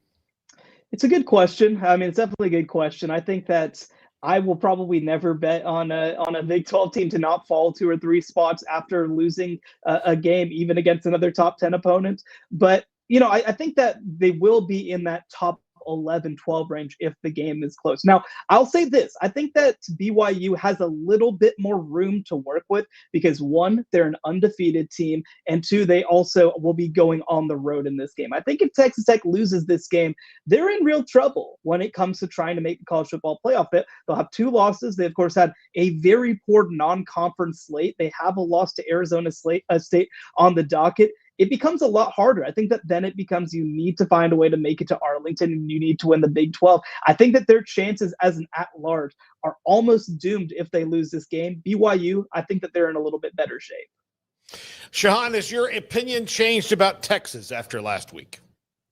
Not a whole lot. I mean, I think that when you look at this Texas team, they have obvious strengths, they have obvious weaknesses. I think that Vanderbilt, I will say this, I think that actually, yes, Arch Manning has improved, but I think that it's taken this long for Steve Sarkeesian, frankly, to work up a game plan that acknowledges some of the limitations of this offense. And you saw that come out against Vanderbilt. You look at Arch's average depth of target through the first 3 or 4 games, it was 12 plus, which was absolutely ridiculous to me. Well, now it's under 5. They're trying to get it to the edge. They're trying to get their playmakers involved. So I do think that that's one piece of it. But the other thing that I'll say is that, look, I think that the interesting thing about being an elite talent team in college football is that it gives you a lot more leeway against teams that aren't elite talent teams. And they're about to have to go play a bunch of elite talent teams in the next couple weeks of the year. So while I do think that they are improved, I think that their offense is structured a little bit better. I still have a lot of concerns about them heading into this home stretch. They still have to play Texas A&M. They still have to play Georgia on the road. These are not easy games. I would pick against them in both of them. And by the way, that's even if they are a top 15 caliber team. Thank you, buddy. Appreciate it. So you have a story coming out. It's tomorrow, or are you going to put it out It's on tonight? Thursday. Okay, on Thursday. Okay. Shahan Jaja, thank you, sir. CBS Sports. We appreciate that. Some of you in the chat talking about the interviews and segments we have, and we appreciate that with the guests that we have covering college football. Shahan, every Tuesday at around 4 o'clock. By the way, here's from Roger the Dodger. 365 Sports has banger interviews daily. Why I tune in. Patrick Cheney said that too, among others. We appreciate the feedback from you. I asked this question. We've got a lot more to get to, but I asked this question. Which college football team? Now, again, this is from Matt Brown, who does a great job in a lot of things business. Which college football program of the ones who responded to him do you think sells more alcohol/beer on game days? Who would it be? Well, I mean, you told us this earlier, so I don't want to ruin your reveal. Oh, no, I didn't hear it. I'm going to guess Wisconsin. Is that one of those? When did I say that? I really thought I just said teased it before the show. Garrett, you read us the whole list. You told the whole story. Yeah. You told us the whole You thing. gave details and everything. Oh, but I'm You read thinking, the whole I did thing. not say it on the air. Yeah, I was talking to the audience. You guys just Well, I ruined mean, it for me. I'd hate to You break it just to you. asked us but the question. But they're not here. Yeah. Yeah, they are. They're right here. Wisconsin, by far, 1 million more. Oh, total wow, I revenue. was right? Oh, yeah. You guys amazing. are smart. Craig, Totally- that's unbelievable. Totally Yeah. pulled that out. You guys can bite me. I'm telling you right now. I hope that mouse is all over in the, like, you're going to get called to go home. So there we are. Yeah, Wisconsin. That doesn't surprise me. They love beer. Well, give us the details. You gave us all the details All before right. the show. So Wisconsin won. These are from the schools that did report. How much money? $3,088,690. So they don't have like the 100,000 seat stadium. Oh, so I it's think they're pretty a good, large, it's, though. I mean, it's large, but it's not among the Yeah. tip top largest. I'm going to So say they're- maybe 80. So they're more comparable to some of the like more average schools out there, as opposed to like you got to be freaking Kyle Field to feel like you're in the same ballpark. So I think if you look at that and you're like a lot of the schools that we've just been talking about in the last couple hours are like 60,000 or whatever. So Mhm. they're not going to make quite that, but you're looking at like $2+ million at minimum, you would think in a lot of places. And I mean, there's very few holdouts at this point, and most of it's for like religious reasons or things of that nature. But if you're one of those schools, local laws, yeah. but if you're one of those schools that has the opportunity, man, do it. That's $2 million. And I'm just saying $2 million, just throwing that out there because you're saying 3.5 or whatever for Wisconsin. They're the most. So that's the tippity top, but They're the most that reported back. But that's 80,000 seat stadium, and it's cold a lot, and they drink beer in Wisconsin. yeah, they do. They love their beer in Wisconsin. So you're looking at, okay, a slightly smaller stadium in a different part of the country, you're still looking at $1 million+ every year by selling beer. Yep. So that's got to be, for those who aren't doing it, I mean, you credit to you, I guess, but sucks for the fans. All right. And also, man, that's a lot of money you're missing out on by not selling beer. Nebraska, I think, is probably just over 75,000. They made $2 million, a little over $2 million beer sales. And I think this is the first year because we went to a game last year. They weren't selling it. Tennessee has 100,000, right? Yeah, my brother-in-law was pissed. Yeah, I know. Well, yeah, you're in Nebraska. You want to go to the game. It's like big Friday night game against Illinois, and like you're excited. We're eating the freaking whatever those little runzas, and you needed a cold beer and couldn't get a cold beer. Daniel and Jennifer will never go back, but they will now. No, they will. Do, we loved Lincoln, Nebraska. It was awesome. Knoxville, University of Tennessee, they've sold about 40% of what they did at Wisconsin, 1.6 million. Damn, LSU. Hey, wait a minute. LSU is so disappointing. I 1.5 don't million. think they're all buying theirs in the stadium. No, they're bringing it in. Yeah, they're bringing it. I mean, look, you're talking They're about drinking Fireball like on the way to the stadium. 80 years of them maybe even making it in like a still outside. with the everybody knows their BAC when they wake up is like already 0.04. No, yeah, anyways, they're not. They can't even get on bicycles in Baton Rouge. All right, but some of these are cold weather cities. Michigan, cold, gigantic stadium, 100,000, biggest stadium I think in the country, right? They sold less than $1 million worth of alcohol. You know what though? 985,000. Okay, it depends on a couple factors to me too. Okay, your stadium might be really big, but how many places do you have to buy beer inside that the stadium? Yeah. How easy is it to get? And how much of the game do you miss if you have to go on a beer run? I would like to ask this question that you're saying this. I'm sorry to interrupt you, but it's it's kind of like for the people in chat who have been to these games the last few years and have been drinking, how much of a difference has that made to your whole experience? Like how much of a game changer has that been? I went. All right. So again, in the chat, tag me or whoever. And the answer that Craig was asking you about, how much of it has it meant to you and how many times do you maybe have a chance to go get a cold one during the game? The last time I went to a game in Kyle Field was 2019, and that was the first year that they did it.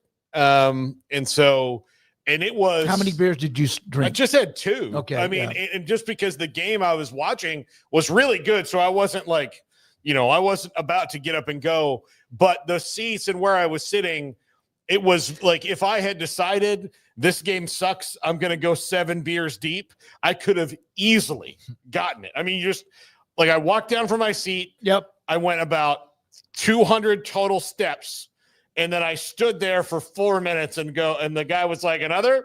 Yeah. All right. You came out for that Bud Light last time, buddy, or Miller Light, whatever it was. Because this corner, West Virginia man, West Virginia made $2 million in beer sales, averaging only 55. I say that. That's a nice number for them because the stadium 55,000 rather than 80, 90, or 100,000. Plus, that's not a surprise, West Virginia. No, good for you. I'm proud of you, West Virginia. Also, this year, 100,000 of that is just for Rich Rodriguez. That's his going tab or something. But a shout out to Justin Walker Coos, West Virginia fans, Big 12 fans.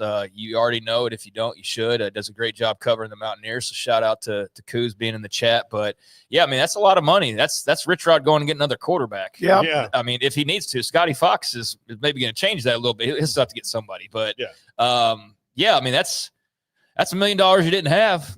That you have because of sales. I mean, and for those who aren't doing it, like, okay, maybe if it's on the lower end, like Michigan, which is sort of surprising, but even if it's slightly under $1 million, that's a lot of money to be passing up on. So that's a revenue stream that we couldn't have envisioned years and years ago, but one of the many that have cropped up here lately. And curious to see how long the holdouts hold out and how the ones who have already been going forward with it try to find the ways to make it even more like what do you do? How can you maximize it even further? Because we know everybody's going and trying to grab every dollar they possibly can. So what's next? Like, how do you, we've done beer sales. Like now, how do we top that? So it's that's interesting. From Tracy Fisher, the Nebraska beer lines go real quick. Several stations are auto pay. I like Patrick Cheney, not speaking for all Raiders, but I still take a flask in because I didn't want to have to go to the concession stand. I bought a large Coke and doctored it up during the game. That's the old school. That's understandable. Like, we totally get that. And the fact that you're doing that still, you're not alone. I can say that very, very easily. But the self-checkout concessions, that was something to get used to at the new Rangers Park. Like the first time I went to those, it was like, there's nobody doing anything. I'm just grabbing stuff and walking through a line and walking out, but they just click and it all tabulates. And so if they have that in Nebraska, then that makes beer sales way easier. Some of them are confusing. They have SMU, some self-checkouts when I was there last year. That was interesting.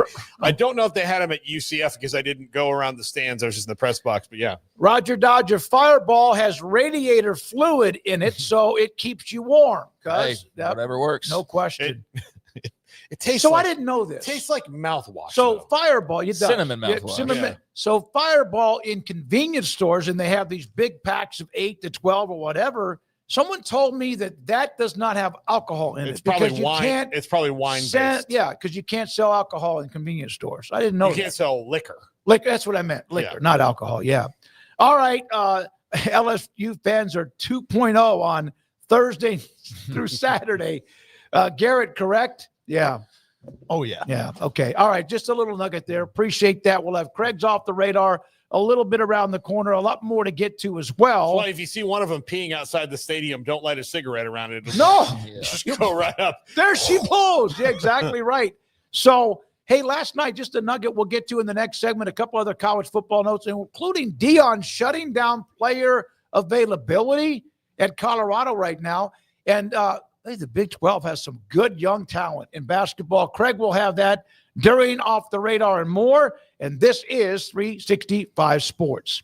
Don Humidor and Coffee Beans in the Townwest Shopping Center, just between Richland Drive and Valley Mills in Waco. I went by there the other day. Yeah, I always go by. I'm never going to go in there and not buy a handful of cigars. I order some cigars online too, but I go in there to get what I need for a round of golf or two on the weekend, or if I'm just out, and that's what I'll do. And I love it because Cheyenne and Joshua are there. Sometimes, it's just Carol's there too, the original owner, helping during a day or so. They have a 48-foot walk-in humidor. It is fantastic with every great brand of cigar from Rocky Patel to Cohiba, Padron, and also much more. And they also, my lighter was my torch lighter, man. It's about this tall. Rocky Patel, really nice torch lighter, was not working. They fixed it on the spot. They can do that too. Don Humidor and Coffee Beans in the Townwest Shopping Center between Richland Drive and Valley Mills in Waco. What I love most about playing basketball is the competition. I really just like being shifty, mastering hesitation moves, changing direction, building chemistry with new teammates. If you're not having fun while you're playing, there's no point in playing the game. You know what to do. Escape Basic. Pair of Thieves quick dry underwear. It wicks away sweat and helps keep you dry. You looking forward to fishing season? The game-winning play right here in my hand. The spices dancing on my taste buds. The crispness is unreal. The crunch giving it away to that tender, succulent meat. The magical wood-fired flavor from the Pit Boss. It's like a celebration of barbecue in my mouth. A touchdown of taste. A championship of flavor. It's a symphony of taste and texture. Touchdown! The ultimate game day feast. Only on Pit Boss. At Prime Putt, we obsessed over every little detail, working with experts to innovate something as simple as a putting mat. We focused on the things that mattered most to golfers, wanting to lower their scores, perfect feedback, developing good form, lifetime durability. Prime Putt is a mat that will perform perfectly and last forever. PrimePutt.com. A leader within the industry, Respawn fuses more than 75 years of ergonomic expertise with gaming culture to create best-in-class chairs. We believe that comfort and performance should be inclusively designed into every gaming chair we create, which is why we're immersed in the gaming community. Respawn is for every gamer. Our products are for professionals and casual players and everyone in between. We don't just make good-looking gear, we bring experience. Visit respawnproducts.com today and find your chair for the next great adventure. Revive Superfood Smoothies. Pill, pour, blend, and enjoy. All within the comfort of my own home.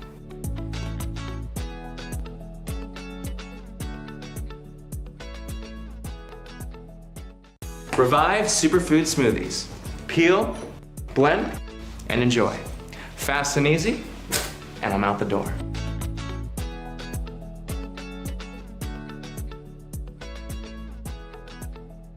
SoftwareDeals.com is here for one reason: to partner with IT professionals and provide them with fantastic software and licensing at ridiculously low. You don't. It's the best place to make picks and win money all season long. Playing on Underdog is easy. Just pick whether your favorite players will go higher or lower on stats like touchdowns, receiving yards, interceptions, and more. Get your picks right and you can win up to 5,000 times your cash. You can play with as little as $1. Download the app today and sign up with promo code SPORTS365 to score $50 in bonus funds when you play your first $5. That's promo code SPORTS365. Millions of fans have already won billions making picks on Underdog. Will you be next? Underdog. Make picks. Win money. Must be 18 and up, 19 and up in Alabama, Nebraska, 19 and up, and in Colorado for some games, 21 and up in Arizona, Massachusetts, and Virginia, and must be present in a state where Underdog Fantasy operates. Terms apply. Offer not valid in Maryland, Michigan, Ohio, and Pennsylvania. Concerned with your play? Call 1-800-GAMBLER or visit ncpgambling.org. In New York, call the 24/7 Hope line at 1-8778-HOPE-NY or text HOPE-NY. That's 467-369. This is 365 Sports. The 3 o'clock hour is sponsored by Waco Custom Marketplace. Meats, sweets, Texas treats, and a cut above the rest. 425 Lake Air Drive, Waco. One final note on the beer sales. Retired stockbrokers saying the schools that sells alcohol whose team sucks should be the ones that sell the most. For example, Kent State. Well, hey, that's why Wisconsin's selling a lot right now. Yeah, no, they stink. Yeah, they're not very good. Yeah. LJ Martin is a hell of a player. He's battled injuries. There were questions whether he would be available. Reporting Pete Thamel that LJ Martin is expected to play. I want both teams as healthy as they could possibly be when they meet in Lubbock on Saturday. That's a good note for BYU. Of course, they won without him, but he is 789 yards rushing so far this year. Yeah, that's a big difference maker for them. That's one of their best players, and so to have him in the fold is great news for BYU. I don't know how much cause for concern there was that he might be out this week, but glad to see that that's not going to be a part of the storyline, and that's important for BYU to have him because Bear Bachmeier's great, but he's also got to have the guys around him. And look, his receivers are freaking really, really good. I mean, he's got a bunch of really good targets, and LJ Martin as that thunder and lightning component in the running back spot is very important to what they do. So yeah, glad that he'll be available. Want to see the best players play the best players, the best teams be at full strength. And I'm telling you, like I know everybody's leaning Tech and the spread is what it is, but man, there's just something about BYU, dude, that like, again, if there's any team that was going to roll into Lubbock and be more physical or just find a way, it would be them. And so this game, I know we got very excited and hyped up Utah and Texas Tech, but this to me it's another level to it. And so I get that that's probably because it's deeper in the season, but it's also that BYU's on the road and we've seen them go and win on the road, but just kind of get a taste of their own medicine of the way Provo is, but now going and getting a little taste of Texas Provo, if you will, or Lubbock, Texas, I think is going to be an awesome dynamic. Martin's 45% of BYU's running game. You know who their number 2 rusher is? Bear Bachmeier. And I guarantee you way ahead of everybody else at 400 plus. Guarantee that 95% of his rushing yards are like read option straight up the gut on 3rd and 25, where he picks up 27 yards. Like that run against Utah is still the one that might be one of the best plays of the year. Insane. Yeah. I also think that like he runs kind of angry for a quarterback, that like a lot of times, the quarterbacks that run like Haynes King runs angry for a quarterback. But most of the quarterbacks that run look, like Kyler Murray so it's a little more graceful when you run. He just, graceful and Bachmeier for sure not. But like, no, that's why I said like Bachmeier. I just think that there's some guys that like when he gets going, they're like, you know what, he's getting this first down. I'll wait till after. I won't let him score. But he's 6'2", 220. Yeah, he's 6'2", and he's 12 years old. All right, now Deion Sanders, after the game when they were blown out again, did not have anybody available other than himself after they were beaten badly by Arizona. Brian Howell, we've had Brian on the show back when even Colorado was looking at the possibility of joining the Big 12, said that again today that he has not allowed assistant coaches or players to be a part of media sessions leading up to their game in Morgantown. Not sure if it's ever happened during my time on the CU Buffs beat. Somebody responded to that and said, well, really, is it any of your business? When I see those kind of responses, yes, it's what his job is. Some coaches, though, they can make their own decisions, but it's kind of like that bunker mentality right now with Deion. Maybe he thinks this is what they need, but I don't like it when I see the access just kind of disappear. Well, I think that, if you shut it down for a little while, that's fine. But permanent policy, this is not helping anybody. We'll see if it's permanent policy. But if you're shutting it down because you keep getting your ass kicked and you need guys to focus up, that's fine. I think that there are, like when Deion and Rick George sit down and assess what went wrong in this football season, I think he's going to have to make some staff shakeups. And I think he's really going to have to look at how he addresses the roster building of the team.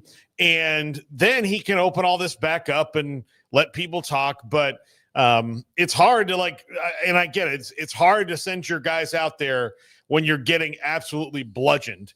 It's hard, but also that's good, informative for them. We've had a lot of instances, covering college athletics where, the team takes a hard loss and the coach is like, well, he or she, or they're not going to be available for this. And I think that, okay, you can get one of those where you're just too emotional to go out there. You can get one. I think you can get one. But after that, you got to put your kind of like a clubhouse meeting. Yeah, you do it once, maybe. You can do that. But after that, you got to put your big boy pants on and take your medicine.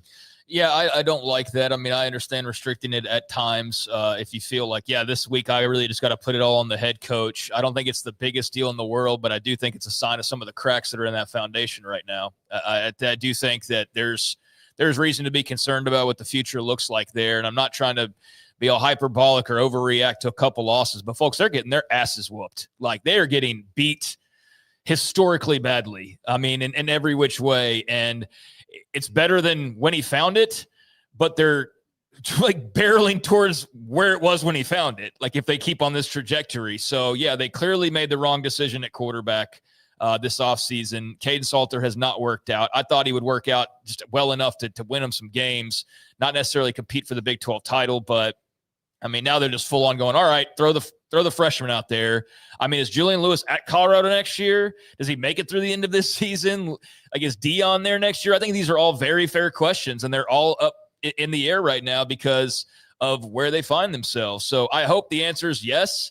Julian Lewis is a starting quarterback next year. I hope the answer is yes. Deion Sanders is the head coach at Colorado next year. But with all his health issues and now the struggles on the field as well, it does make me wonder of, like, is this built for the long haul still, like it seemed it was about a year ago? Or is this going to be more short term because it's just not working the way, or his life's just different now than it was a year or two ago, and he needs to focus more on his health, or I don't know. But yeah, I think anything's fair game right now in Boulder, Colorado, and those pushing back on a reporter asking a fair question are just the underlings. Like, that's ridiculous. You don't sit there and try to bulletproof vest everybody the moment you start taking losses. I bet you didn't complain when he got all the questions in the world when things were going well. I bet when he was talking about wins, you had no complaints at all. I would bet good money on that. But now that you're losing, you got to take the medicine with the good and with the bad. Yeah, you do. I'll close it with this. Twice at Baylor, covering big events, they lost to A&M after they'd beaten them 3 times women's basketball in 2000 and I think it was 11. And A&M went on to win the national title, and they did not allow us to talk to one of their star players. In fact, the captain. It's too emotional. I made myself clear. And then in 2013, when Brittany Griner and company were knocked out by Louisville, she was hiding in the shower. And eventually they brought her out, which is what they should do. That's part of the NCAA rules when your team is playing the access to players. I just don't. Yeah, I don't think it makes you stronger at all. To do that. I was just closing out the segment. When we come back, Craig Smoak and Off the Radar. Also, we have Pat Smith on what's going on with Auburn and the SEC and more. This is 365 Sports. And Marco's Pizza. Pizza lovers get it. I don't order online very often, but you can. Go to Marco's.com. Marco's Pizza. Pizza lovers get it. Fastest growing pizza brand in America. I brought that up because the other day I did. And in fact, I was at the Baylor game on Saturday, left at halftime of the UCF game. That game was over. And I was like, I don't want to cook tonight. So I ordered online, dropped by the location in Belmead, and took it home. That was pretty cool, pretty interesting. Only they could deliver it to you as well. Marco's Pizza, my favorite, is the large, thin crust, all meat pizza, loaded with all of what you can imagine, and it's really, really good.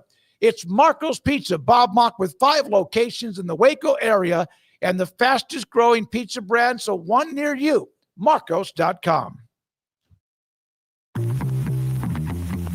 Automatic Chef is your local vending, office coffee, and micro market provider, delivering outstanding service to break rooms all over Central Texas for over 50 years. Automatic Chef brings the best products to your location at the best prices. With hundreds of choices in fresh food, coffee, snacks, and drinks, let Automatic Chef tailor a break room solution to your needs. Make break time great again with Automatic Chef. Automatic Chef Canteen, 6900 Imperial Drive in Waco, or online at automaticchef.com.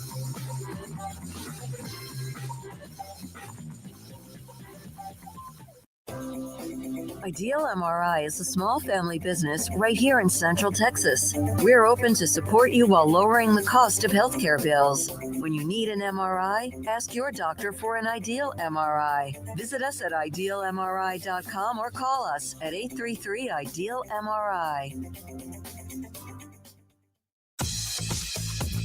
Baylor Scott & White Southwest Sports Medicine and Orthopedics, the team physicians for Baylor Athletics, diagnosing and treating all sports-related injuries, including concussions. These specialists also provide orthopedic services for athletes and non-athletes alike, whether it's knee or shoulder pain, a wrist injury, orthopedic spine care, and even an arthritis and total joint clinic. Trust the doctors Baylor Athletics trust. Baylor Scott & White Southwest Sports Medicine and Orthopedics wants to get you back in the game.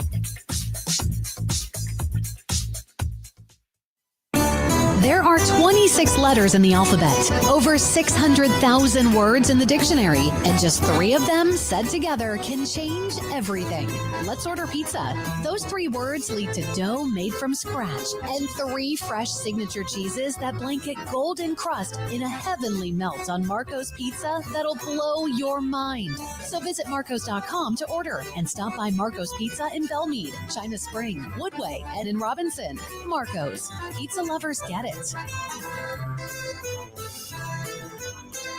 With so many companies and policies out there, it gets so confusing shopping for insurance, and I never know if I'm getting the policy that's right for me. Luckily, I met the team at the Niche Group Insurance Agency. With the Niche Group, you can go to one company and get access to coverage options from many insurance carriers, and you get to speak to a real person about your specific coverage needs. With the Niche Group, I know I'm getting the right coverage at the right price. If you need insurance, talk to the experts at the Niche Group at 1-800-258-8302. No car payments for 90 days when you bring your auto loan home to Genco. Get 4.79% for 48 months and make no payments until 2026. Plus, get entered to win 3 months of no car payments. Bring your auto loan home to Genco. Lower your interest rate, save money, and no payments until 2026. Special is subject to credit approval and membership eligibility. Visit GencoFCU.org. Member NCUA. This is Craig Smoak's Off the Radar, presented by Alliance Bank. They take pride in making banking easy. AllianceBankTexas.com. Welcome into Off the Radar here on 365 Sports, taking a look at some grab bag headlines from around the world of athletics, pro and college. And let's start off with what was a big, embarrassing L on Monday Night Football for the Dallas Cowboys. Fresh off of last night's result, which I guess some people probably saw coming. I didn't really give it much thought. I just assumed the Cowboys would probably handle their business against the Cardinals. They're at home. It's Monday Night Football, this and that. And, well, 27-17, the Cardinals and Jacoby Brissett roll into Arlington and get the big win over the Cowboys. And, well, Paul, where are we right now as far as Cowboys fandom goes? I know there's a big trade that we will get to and I will detail, but they needed some good news, so I guess they got that today because last night sure didn't have much. But, I mean, like, you know, there's a drawback to that as well. This is not a playoff team, and I have a friend named Mike who texts me during the game. I text with 2 people. I text with a semi-reasonable human being to my right here, and I say semi-reasonable. But, Smokey knows the Cowboys pretty well. We talk back and forth. And then I text with this guy, Mike, who is just a lifelong, passionate Cowboys fan who hasn't quite grasped, like Jerry's drug worked on him of the 90s were yesterday. And he's like, well, I think this team could really do something if they could just sneak in the playoffs with that offense. I'm like, why do you want that? Like, it's just the same over and over again. So yeah, I'm not like, this is the least fun I've had watching the Cowboys these last 2 seasons. They're just boring and insulting to the fans right now. They're not boring. No, they're boring. They're boring. I think they always, like last night, they do this. They fall behind, they bring it back, and they always seem like they get. But their defense, no one else other than Washington seems to have a worse defense or Cincinnati. Okay. I say that I'm bored by them. Yeah, okay. Like I've seen this over and over again. I need some kind of spice it up. If the Cowboys and I are dating, we need to go to couples therapy. Like that's how it is right now. I can see that. Yeah, it's just I'm just bored with this whole rigmarole. Like, oh, look at that big play, and they're going to do something, and then you're like, oh, they had a great drive there. Oh, they got a block punt, and then you turn around, and then you just watch your running back, the 4th or 5th string running back for the Cardinals, run right through them like they're not even there. So it's annoying. Well, before the game yesterday, Jerry Jones was teasing that there was a big addition in the works, and people were speculating wildly about who that could possibly be. And today we found out, fresh off that loss, the Cowboys have made a trade for Pro Bowl defensive tackle Quinnen Williams of the New York Jets, just ahead of the league deadline. Cowboys getting Quinnen Williams from New York in exchange for a 2026 second-round pick, a 2027 first-round pick, and bust-ass defensive tackle Mozzie Smith, like one of the biggest busts, Mozzie Smith. Not like Jamarcus Russell level, but for Cowboys fans, I've just done nothing. I mean, nothing. So Mozzie Smith getting a fresh start as well, and maybe that will spark his career. The 2027 pick going to New York will be whichever of the Cowboys' first-round picks, because they do have 2 in 2020, or what is that? This year, next. The next 2 drafts. So whichever one's the higher of the 2 first-round picks will go to the Jets. So that's how that will all work. Their second-round pick this year, while I'd like them to have it, is because they have the 2 first-round picks this year is a little bit more tradable. This is, I don't think if you broke down in the trade calculator in their playoff chances for this year, this is probably not a good trade. If you keep Quinnen Williams long-term and address a position that you have been woefully terrible at for a long time with a Pro Bowler, this is a great trade. As a matter of fact, I feel confident enough to saying that this is the most talented defensive tackle they've had on their roster probably since Leroy Glover, and that was a long time ago. They've had guys who were good. Jay Ratliff was good for a stretch. They've had other guys that were passable, but they didn't really have any monsters at defensive tackle. Quinnen Williams is a monster. It's a little bit of a salve for the burn of trading away Micah Parsons. I know you're going to probably mention the other deal that they made as well. That's all fine. They've got a lot of work to do, but most of the focus will be on the defense in the offseason. Yeah, the Cowboys also acquiring linebacker Logan Wilson from Cincinnati for a 2026 7th-round pick. So making a couple of different moves. They need depth at linebacker. He's experienced. He's a veteran. Obviously, he's been benched in Cincinnati, which is the Cowboys are the only defense in the league that's worse than that one. But, he might fit better in the scheme with Eberflus. We'll see. Linebacker's a position where they've had trouble keeping people healthy. So I like it for that. It's a 7th-round pick. He's better than what they could have gotten off the street. So, yeah, go ahead. Logan Wilson. That's great. Yeah. Well, a couple moves to the Cowboys. We'll see how that works out for them. Meanwhile, within the division, Commanders coach Dan Quinn saying yesterday that he should have removed Jaden Daniels before a drive where the second-year star hurt his elbow, dislocating his left elbow. And he had said after the loss that he just missed it. It's 100% on him. They're still awaiting further testing. I hadn't seen anything new on that, so I may have just missed that at this point. But Dan Quinn, things are rough right now. This is not the magical season of 2024 where everything just seemed to kind of go well, and people stayed healthy when they needed to be healthy. Jaden Daniels has been in and out of the lineup with injuries, and now this one, the coach taking blame for it because he left him in too long in a blowout, and man, was that a blowout when we last saw Washington on Sunday night against Seattle. So 38-14 loss and a double whammy because now your star quarterback's also dinged up and your head coach is taking the blame for it for keeping him in too long. So good times in Washington as well right now. Why did they keep him in too long makes no sense. And also, he has to be smart enough, Jaden Daniels, to not be running around. But that's what he is. That's who he is. He can't. If you're going to put him in, that's what he's going to do. What a horrific situation. We cannot, right, Garrett and Craig, we cannot like and enjoy things with the Commanders for more than maybe a year at a time. Can't do it. Meanwhile, the World Series touched on this a little bit yesterday, but a massive that's not the World Series, but a massive showing for the World Series audience and Major League Baseball as the Dodgers with I guess, as dramatic of a win as you could possibly imagine over the weekend. And we touched on and we talked a little bit about it, but 25.98 million viewers across Fox was one of the reported numbers, also including their various networks like Deportes and their streaming. Most watched Major League Baseball telecast since 2017.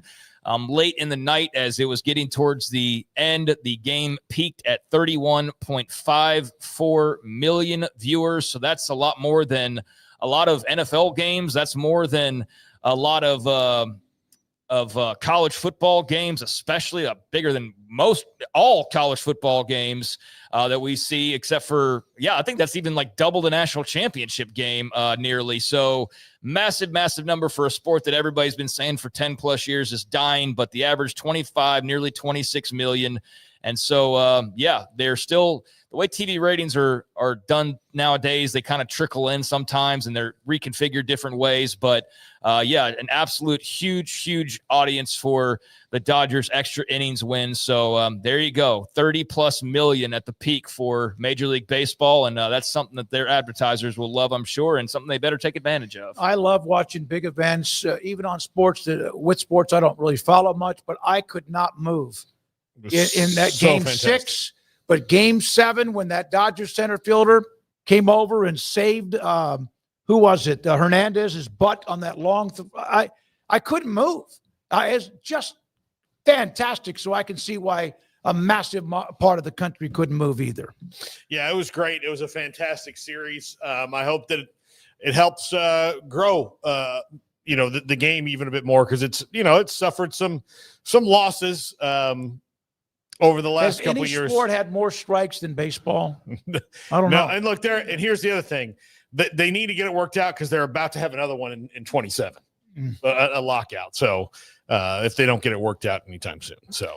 Yep. So a massive audience. The sport is not dying unless dying means really successful with millions upon millions of people watching. And there's various ways you can look at that of how many people were watching in Canada, how many people were watching in Japan. Obviously, there'd be a huge audience over there with Ohtani, Yamamoto, and all the rest. So just good news in general for baseball and the end of their season. And you saw a graphic flash up there, Baseball Hall of Fame. Also, being talked about with the latest ballot dropping.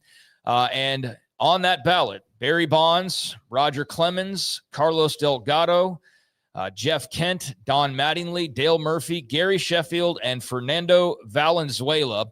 Those the names that are now part of the Contemporary Baseball Era Committee Hall of Fame ballot. And there is a 16-person committee that will meet on December 7th at winter meetings in Orlando. A 75% vote is needed for election, and anybody who meets that will be inducted next summer, July the 26th, along with anybody who gets the votes through the Baseball Writers Association of America, which will be announced in January. So for Baseball Hall of Fame fans, December and January are a couple of very big months.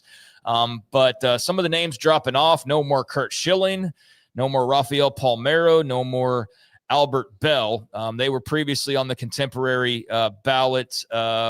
And I guess Fred McGriff was voted recently. Was the last one, was the last inductee who got all 16 or got the unanimous 16 votes. So Crime Dog got in through this avenue, and we'll see who joins them. They do this in 3-year cycles. So they've changed it up a little bit, which I like, so that you can maybe catch some of the guys who've fallen out. As a person who is not as offended by the steroid era as I probably should be, based if I was a baseball writer or something. If you put me on this committee, if I was Paul Catalina, 17-year veteran catcher in Major League Baseball, and you threw me on this, I would say just top to bottom, left to right, yes, yes, yes, yes, yes, yes, yes, and maybe Fernando's record isn't stellar when it comes to pitchers, but what he represents is Hall of Fame worthy.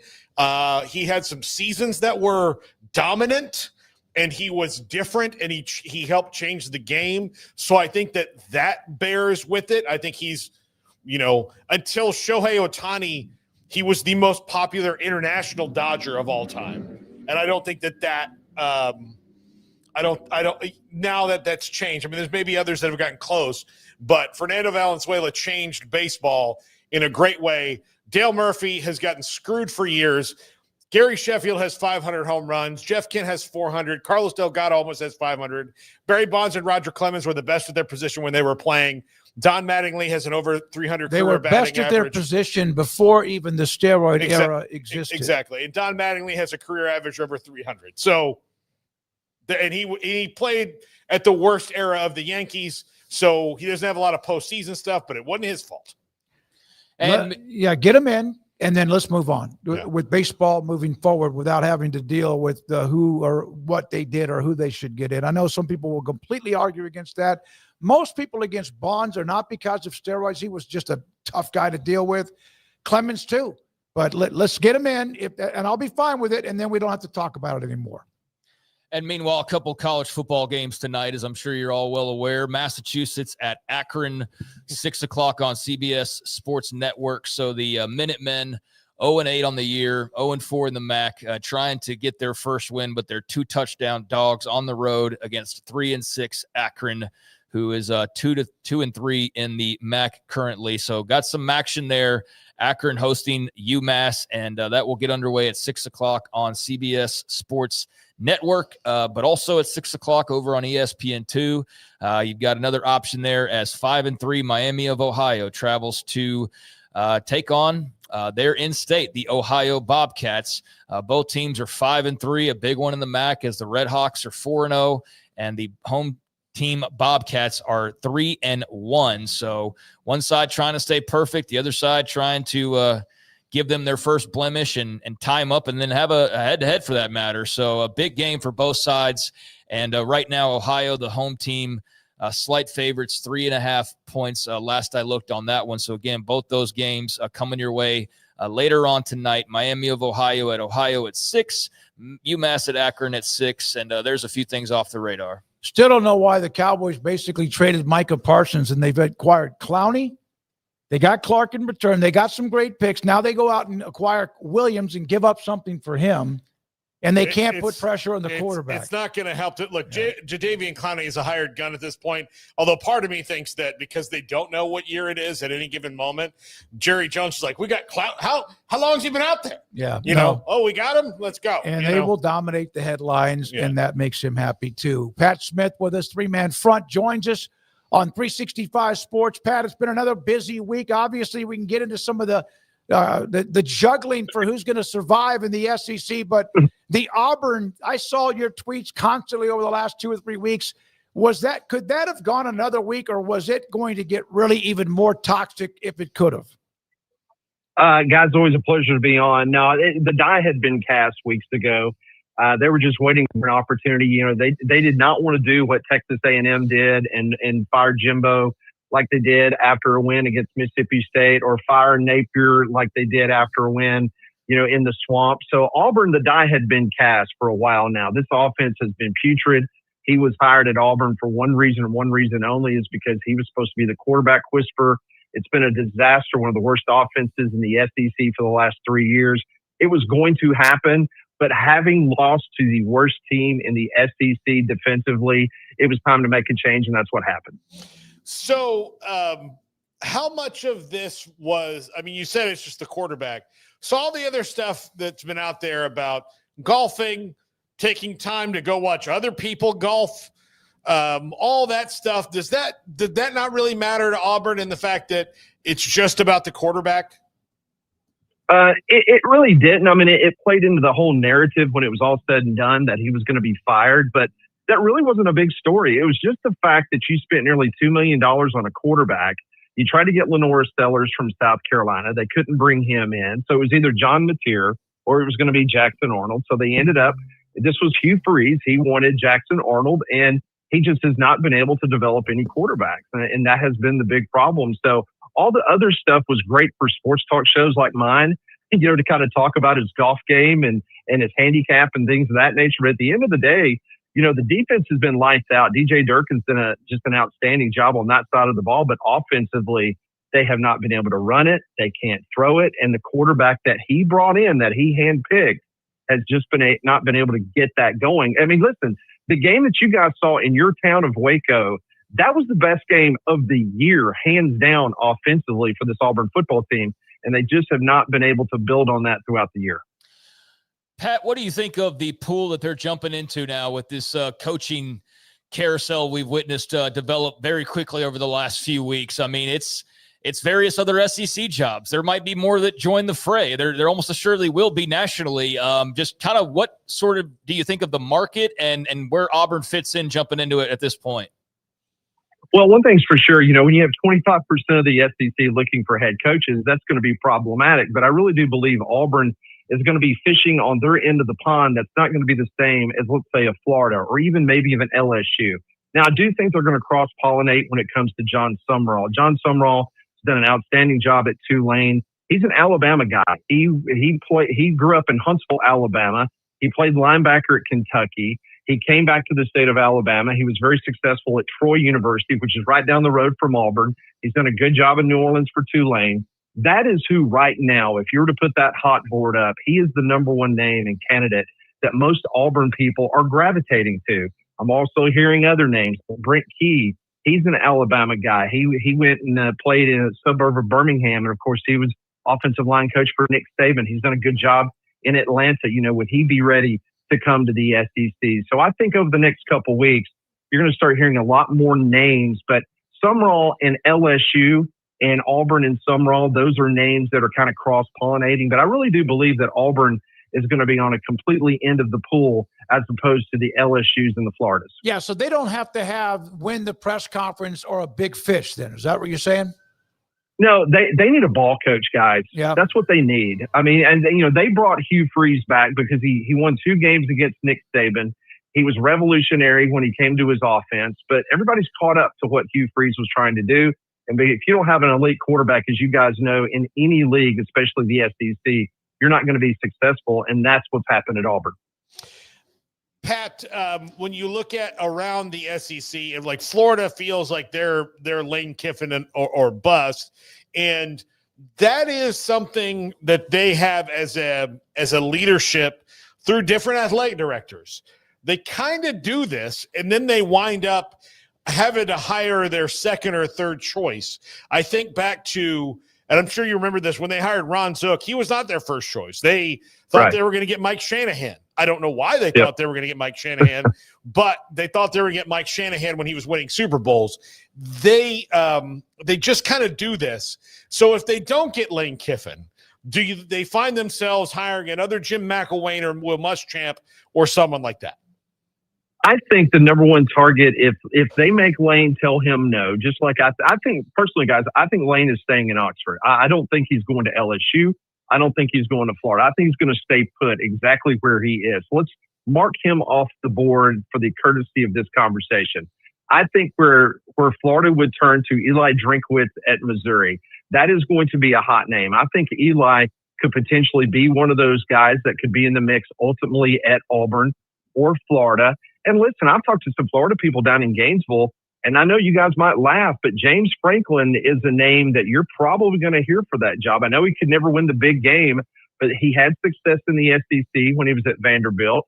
Obviously, the Florida people, it's not going to be their number one choice, but when you start clicking off these boxes of guys that either want to stay put where they are or they just don't want to go to Gainesville, then you're going to start going down that pecking order. And I think you're going to look at guys like Drinkwitz and Franklin potentially. That might not be the biggest names in the SEC or let's say college football, but that might be where they're going to have to go throw their lines in the water to try to see if they can get.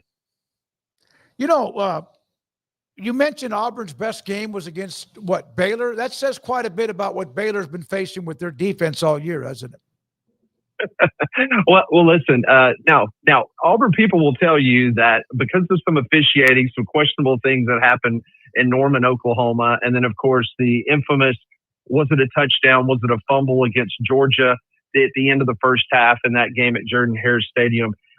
In week 3 of SEC play for Auburn, that if those things had kind of turned around, Auburn's season could have been different.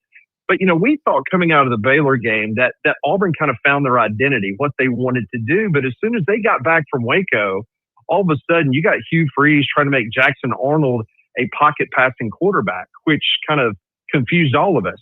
And then when you saw them struggle against Ball State and struggle against South Alabama, then all of a sudden we started going, okay, now this could be problematic. But it just kind of went downhill after that game in Waco as far as an offensive standpoint. Never really got their identity of what they really wanted to be.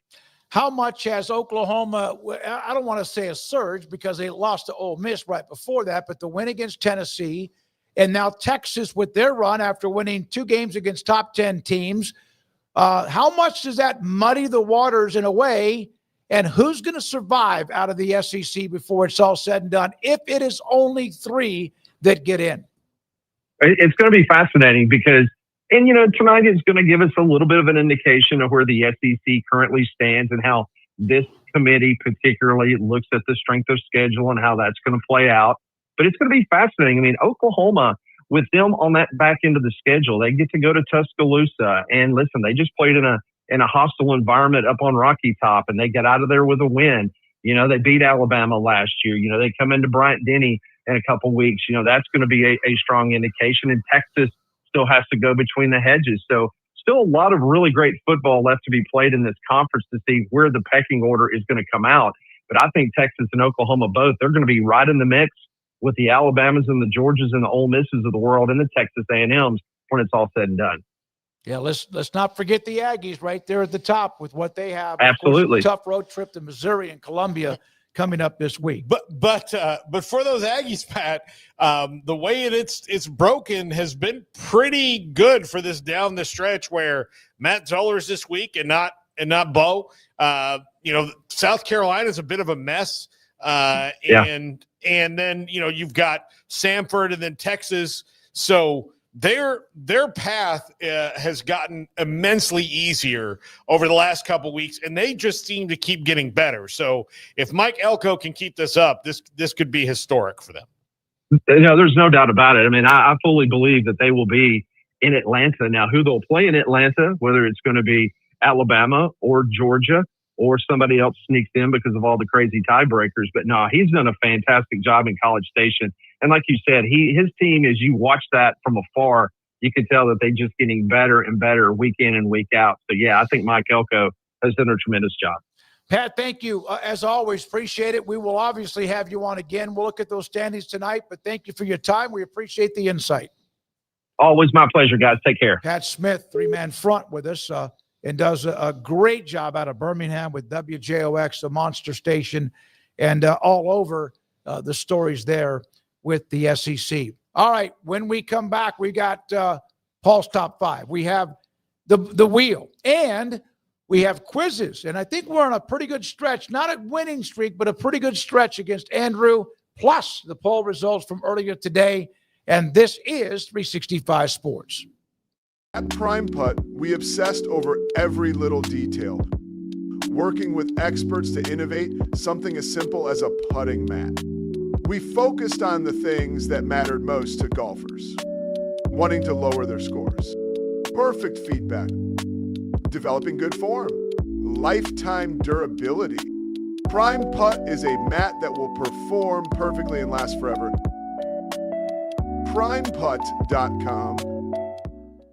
A leader within the industry, Respawn fuses more than 75 years of ergonomic expertise with gaming culture to create best-in-class chairs.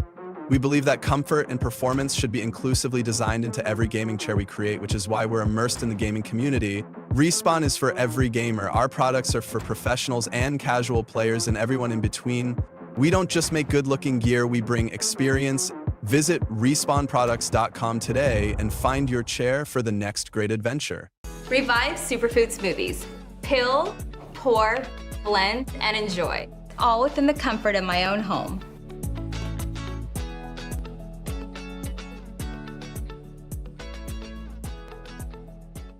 Revive Superfood Smoothies. Peel, blend, and enjoy. Fast and easy, and I'm out the door.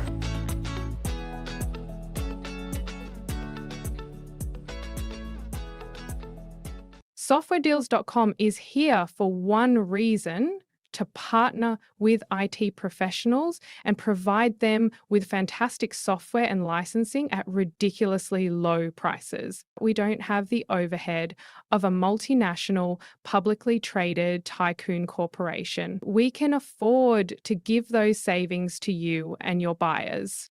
We know the struggles of small businesses and what it takes to stay afloat in a competitive marketplace. This is Paul Catalina's Top 5. Welcome into Paul Catalina's Top 5, brought to you by flagandanthem.com. Go to there and use our promo code 365sports for a discount at checkout. Let's do a little hot seat check-in now that Hugh Freeze is... well, off the board, on the board. I'm not sure what he is, but he's fired. So now we have another hot seat that is now just a seat. It's just a seat, a regular room temperature seat. It's not hot. It's not cold. It's just open. So let's do a hot seat check-in. At number 5, surprisingly enough, Mike Norvell blew out Wake Forest on Saturday night. And if you look down the schedule for the rest of the way, they play teams that are 3-5, 4-4, 5-4, and 3-5 right now. So they could win out and they could lose out. But right now, hey, the AC and the ACC might be working again for Mike Norvell. I don't get the impression that Florida State really wants to pay a $53 million buyout this year. So here's the scenario that could happen. He goes 7-5 or 8-4 on the way out and keeps his job. And FSU probably plays this game for another couple years until they hire somebody else. That's probably what's going to happen here. But as we've seen this coaching cycle, things can swing back and forth really fast. Number 4, Bill O'Brien. I know it's only been 2 years at Boston College, but let's just step back and go, why are we doing this? What good has come of this for Boston College? You had a couple of nice wins last year against teams that were actually not as good as you thought. You played Notre Dame tough for 3 quarters, but you haven't won an ACC game this year. Do people like Bill O'Brien just in general as a guy? I don't really get that impression. I know that Boston College can't just keep, making swings in that, but they need to find a guy who kind of fits their vibe. Maybe a coach that's in the FCS right now or in the G6 that, really kind of knows how to navigate there. Bill O'Brien just feels like he's doing this because he wants to be a head coach and this is the job that was open to him. And he likes living in Boston, which can't blame him for. I love Boston. Number 3, Bill Belichick. The win against Syracuse changes nothing. Not a thing, 0 zip, not a zilch. Syracuse is playing with their 3rd quarterback of the year, a walk-on freshman lacrosse star in his first ever start. If Bill Belichick didn't win that game in the ACC, we might be talking about him today because that would be flat out embarrassing. And no knock against the lacrosse guy, but walk-on freshman lacrosse guy in his first start, usually not a winner in college football. The math is stacked against you. As a matter of fact, I don't know if I've ever said those things or any of those things have been said about a college football player ever. So anyway, but best of luck to you in both football and lacrosse. I just don't want to, give you false or negative hope. Number 2, Jonathan Smith. It's just not going well. I think Jonathan Smith is a really good coach. He did a great job at Oregon State, but clearly Michigan State's just not a fit or whatever's going on there. And they fired a lot of coaches recently. Look, Mark D'Antonio, I think, would probably have still been there for another 5 or 6 years had he not gotten in trouble in a scandal. And then Mel Tucker also got caught in a scandal. I don't know enough about Jonathan Smith personally to say that it will never happen, but I would say with him, it's unlikely to happen the same way it did with Mark D'Antonio and Mel Tucker. But maybe it's just not a fit. I'm not sure if this is going to happen this year or next year if it doesn't turn around, but man, nothing is going well for Michigan State, and they're just not a good team right now. Number 1, Luke Fickell. Why didn't this work? At this point with Luke Fickell, we're just probably trying to figure out buyout dollars because it has not worked in any way, shape, or form. There's no measuring stick that says Luke Fickell's killed it at Wisconsin. Just none, and there's probably a lot of better fits out there, and Luke Fickell will go be successful somewhere else. Well, that's going to do it for the top 5. The carnival begins now. All righty, here we go. Not my best wheel spin, although I think we need to readjust the little red thingy. All right, where are we? If you were a top recruit for all the Big 12 schools, which team would you bet the next 4 years on? Craig, we'll start with you. I'd say BYU or Texas Tech. They've got the biggest, I think, combination of support, bankroll, talent, coaching. I know there's some Red Raiders fans that still have their doubts about Joey. You see that the last couple of weeks especially, but I think you've got a guy who loves where he is and is going to do everything in his power to try to help you be great, and has some really good coaches around him. But, I mean, any program's going to need tweaks. I just don't think either one of those needs major overhauls. And they've got, again, most important thing, which is the backing of a large fan base that shows up to their games no matter what, and also some big financial backing as well. So, give me BYU or Texas Tech. Smokey, what do you think? Yeah, it's hard to argue with all of the above of what Craig just said, but Arizona State is still one, depending on, obviously, the coach. Sataki's not leaving. Joey's not going anywhere. They have the money and all of what you need. We just, we hear about like Jeff Traylor and schools like that are trying to scratch and claw. There are many schools in the Big 12 that still have to basically not beg, but hoping that they get some sort of NIL support for players. Those two don't. I would add, we only picked one, right? Yeah. I think because of where they are, I would still take BYU now over Tech, but it's like splitting an atom bomb. I think Arizona State's about to. I think if I'm picking it coach-wise, I think as long as Kenny Dillingham is there, I'm going to take Arizona State just to be different so we can have some variety in this. Mm-hmm. Obviously, Tech and BYU are going to have more money right now, but I do think that Arizona State with the right coach has a ton of potential, and they have the right coach right now. And I think it's only a matter of time before his recruiting takes jumps and jumps and jumps because people want to come and play for him, especially quarterbacks. He's got a great resume of quarterbacks with Jordan Travis, Bo Nix, and now Sam Levitt. Those things are going to pay off long term. So I'll say Arizona State. I was being selfish about the golf courses too when I thought about Tempe and Phoenix area. But Tech, BYU, Arizona State, I think those are the three kind of programs that have the most potential to not get in their own way as well. There's some schools in the Big 12, 5 or 6 of them that have to look in the mirror and have some powwows and decide are they in or not. And they've spent a ton of money on facilities, tried to do what they can when it comes to NIL, that they're going to have to look in the mirror and figure out, can they do even more, or are they going to be not left behind, but are they just going to have to be kind of in the middle of the pack? Yeah, absolutely. All right, let's go to the trivia questions. Quarterbacks began using wristbands to remember plays in this decade. Ooh. Man. I feel like this is one that it's probably older than we think. Yeah, I'm going to say the 80s. I don't remember like Roman Gabriel and Fran Tarkin have. I don't think they did. No, I think and that would be the 60s into the 70s. Craig, which one? I'll go 80s. 80s. We'll say the 80s. Ooh, the 1960s. Tom Matte. Well, you know what? He was a running back, and there you go.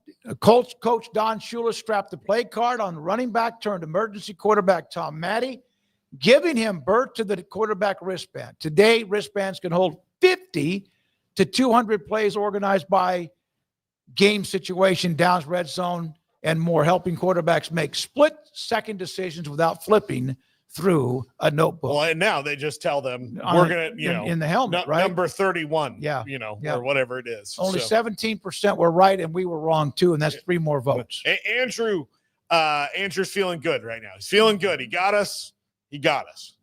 Next one. In 2016, Shohei Ohtani hit a massive swing in a World Baseball Classic exhibition against the Netherlands. What happened to the ball after he hit it? Landed in a hot dog cart, hit off the foul pole into the dugout, broke through the stadium roof, or set off the sprinklers. Where was the Classic? That depends on whether it went through the stadium roof or not. I remember this, like watching the highlight, and I want to say it's one of the bottom 2, but I cannot remember. I don't see how it could have gone through a stadium roof. That I just can't imagine. I mean, if it was like in Tampa, javelin. if in Tampa for sure. No, yeah. Craig, your thoughts? I don't really have any idea of what this answer is, so I'll just go with the sprinklers. I'm going to go with the one that makes the funniest is the hot dog cart. But Paul, you go ahead and let's go sprinklers, but it might be hot dog cart. We don't know. Broke through the roof. Hit a ball through the Tokyo Dome. Okay. He hit a ball through the Tokyo Dome. It was officially ruled as a ground rule double, but estimates put its distance at 525 feet. That blast showcased the rare combination of power and precision that has made Ohtani a two-way superstar. So here we go.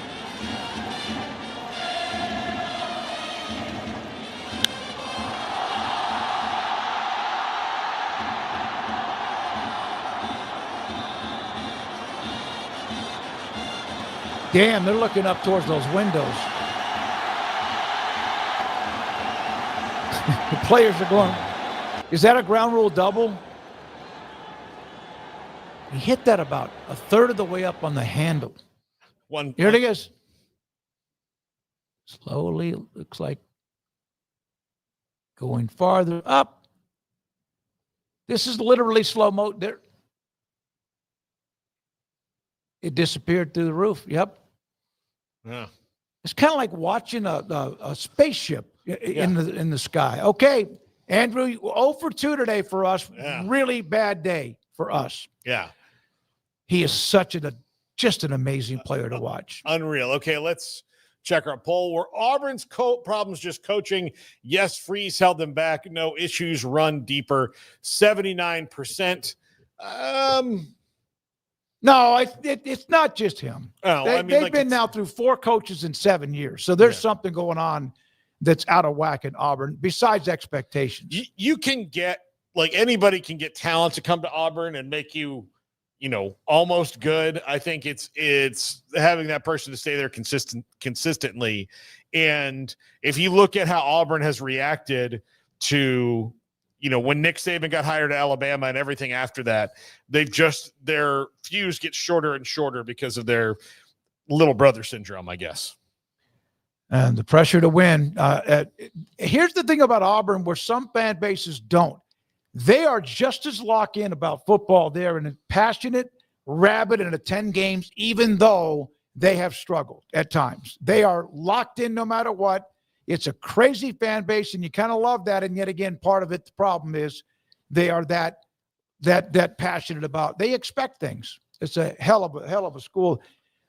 Cam Newton's not walking through that front door. No, not all. And look, that only happened because he committed the only crime that Urban Meyer considers wrong, which is laptop theft. He threw a laptop out a window or something. I mean, listen, you do what you want, but you steal a laptop, you're a son of a bitch. Yeah.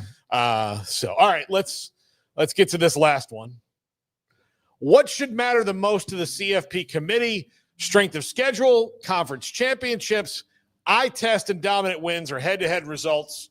46% head-to-head results. Well, it's kind of this is first of all, it's too early for conference championships because we're a month away from that. Strength of schedule to me is a big deal, but is that based on the polls, which are jammed with teams early in the year, so you have a lot of top 25 wins? And head-to-head, like Oklahoma and Texas would be a head-to-head if they ended up fighting for like the last spot, right? Yeah, I do agree that I like that eye test is the last one. I think eye test needs to be if you're between a couple teams at the bottom and you go, okay, let's really watch these and see who's the better team. But the unfortunate part of this, I think the eye test has become too much of a part of it and too important, because sometimes the eye test will show you that a team that has 3 losses is somehow better than one that has 1. And then you get this kind of like, well, it's in this conference, and what if you put them in this one and blah, blah, blah. No, look, you are what your record says you are. Yeah, I mean, going back to that other one real quick, I'm glad that people voted the way they did, because to watch Auburn football and to act like Jackson Arnold's not a huge part of the problem either is foolish. So, yeah, it wasn't all Hugh Freeze by any means, and there's problems that run deeper there starting at quarterback. But as far as this goes, I mean, yeah, it should be head-to-head. It's what you've actually done. It's what you've actually, gone and done. The eye test is really convenient when you can say, well, I've seen Arkansas play, and even though their record says they've lost 4 games, they'd crush Texas Tech. And I've seen shit like that. Like, I've seen that on Twitter, and I know it's social media and whatever, but if you left the eye test up to people, there's people watching very clear things that still can't get past their own stereotypes or biases or whatever, however you would define that. So I think the eye test is worth about as much as the person who's got the eyes looking at it as anything. I think the eye test is a cop-out. It's an excuse to say, oh, no, well, we lost close to so-and-so, and based on that, and we look better than the team that has 2 less losses. And I've seen those types of arguments. I've seen the argument for the 6th SEC team versus the 1-loss ACC team or Big 12 team, and I just think that's garbage. So, no, this shouldn't be an eye test invitational, because if it was, there would be 1 conference involved, maybe 2. Yeah. And that's just not the way college football operates. And nor is it a correct eye test in my estimation, because there's a lot of damn good teams that would go mop some of those teams in those other leagues. Yeah. But we don't want to have that conversation and be honest about it. So not saying BYU would go roll Georgia or Alabama, but could they kick Arkansas's ass? Hell yeah, they could. Could they upset Ole Miss on a random day? Sure, they could. I got into it like the last Twitter. It wasn't like a fight, but Ari Wasserman and I on Twitter after Georgia. Oh, Ari Wasserman was in a fight on Twitter? Yeah. No way. Ari Wasserman, I commented on one of his tweets, or he commented on one of mine, where I said, look, if everybody thinks this is about the SEC versus everybody, no, this is about a Georgia team that's just a juggernaut. Yes. It's not about TCU being bad. It wasn't about TCU being bad. It wasn't that. It wasn't like they're so much further behind. Georgia was so much further ahead of everybody, even in their own league that year. So that was about Georgia. And I said, this is narrative of the SEC is just too tough. I'm like, look, if you put Mississippi State in the Big 12, there's no guarantee that they would be better. They could still be Mississippi State. And the inverse of that was true. Is look, A&M is just the same team historically in the SEC as they were in the Big 12. So, yeah, and I'm not trying to get into the conference versus conference but thing, all those things. So they have those arguments. Well, that's eye test stuff, right? Right, there. that's eye test. So I saw them play close against this team that I think is really good. So that means they would win the other league. And it's like, no, that's bupkis. Especially now, all 12 games that most teams play in a year are different. Great teams, bad teams, middle. They're all different to some degree. Well, and there's a lot of people that aren't watching all these games and have very strong opinions about the teams they aren't even watching. And so I make a joke there about Ari, but literally the only time I see that guy, he's arguing with somebody on Twitter about something that he said that they disagreed with or vice versa. So that's my full-on impression, but he does good work other than that I've seen. But that the very few times, the small sample size I'm on social media, I feel like that's a common thing that I've seen on there. So yeah, I mean, people can disagree on that, but the eye test I do think is a cop-out mechanism or an easy excuse to use to finagle your own narrative, whereas the actual what you've done on the field should always matter more than anything else. Yeah, he doesn't follow me on Twitter, so screw him. Now, one thing he doesn't follow me, and that's totally fine. I don't care. No, I'm happy about it. I didn't even know he'd argue with you. He didn't follow me. He just somehow, I guess, somebody had. I made a salient point that got into the. Well, you got into that blue blood territory. You didn't kind of like it, I guess. Here's one of the things about eye test. It's ridiculous so is controlling the game. How was Miami's eye test a few weeks ago? Huh? Yeah. How was Miami's eye test about 3-4 weeks ago? I think the eye test was pretty good. They're not 2020. That's for sure. No. All those sayings and narratives and whatever else they're called are just excuses to make decisions that, that fit whatever they want to put out there when it comes to the standards. Good luck to Mac tonight in dealing with all that. I don't know why you'd want that job unless maybe it's prestigious. I don't know. All right. Thank you very much, Garrett Ross. Thank you very much, Brandon Rowe. Thank you, Andrew Valade, our sponsors. Those of you who watch us on YouTube, 365 Sports, we do appreciate you. Taylor McCarg is on tomorrow. Zach Gelb is on with us tomorrow, and a couple of other things. For Paul Catalina and for Craig Smoak, I'm David Smoak. Good night on 365 Sports.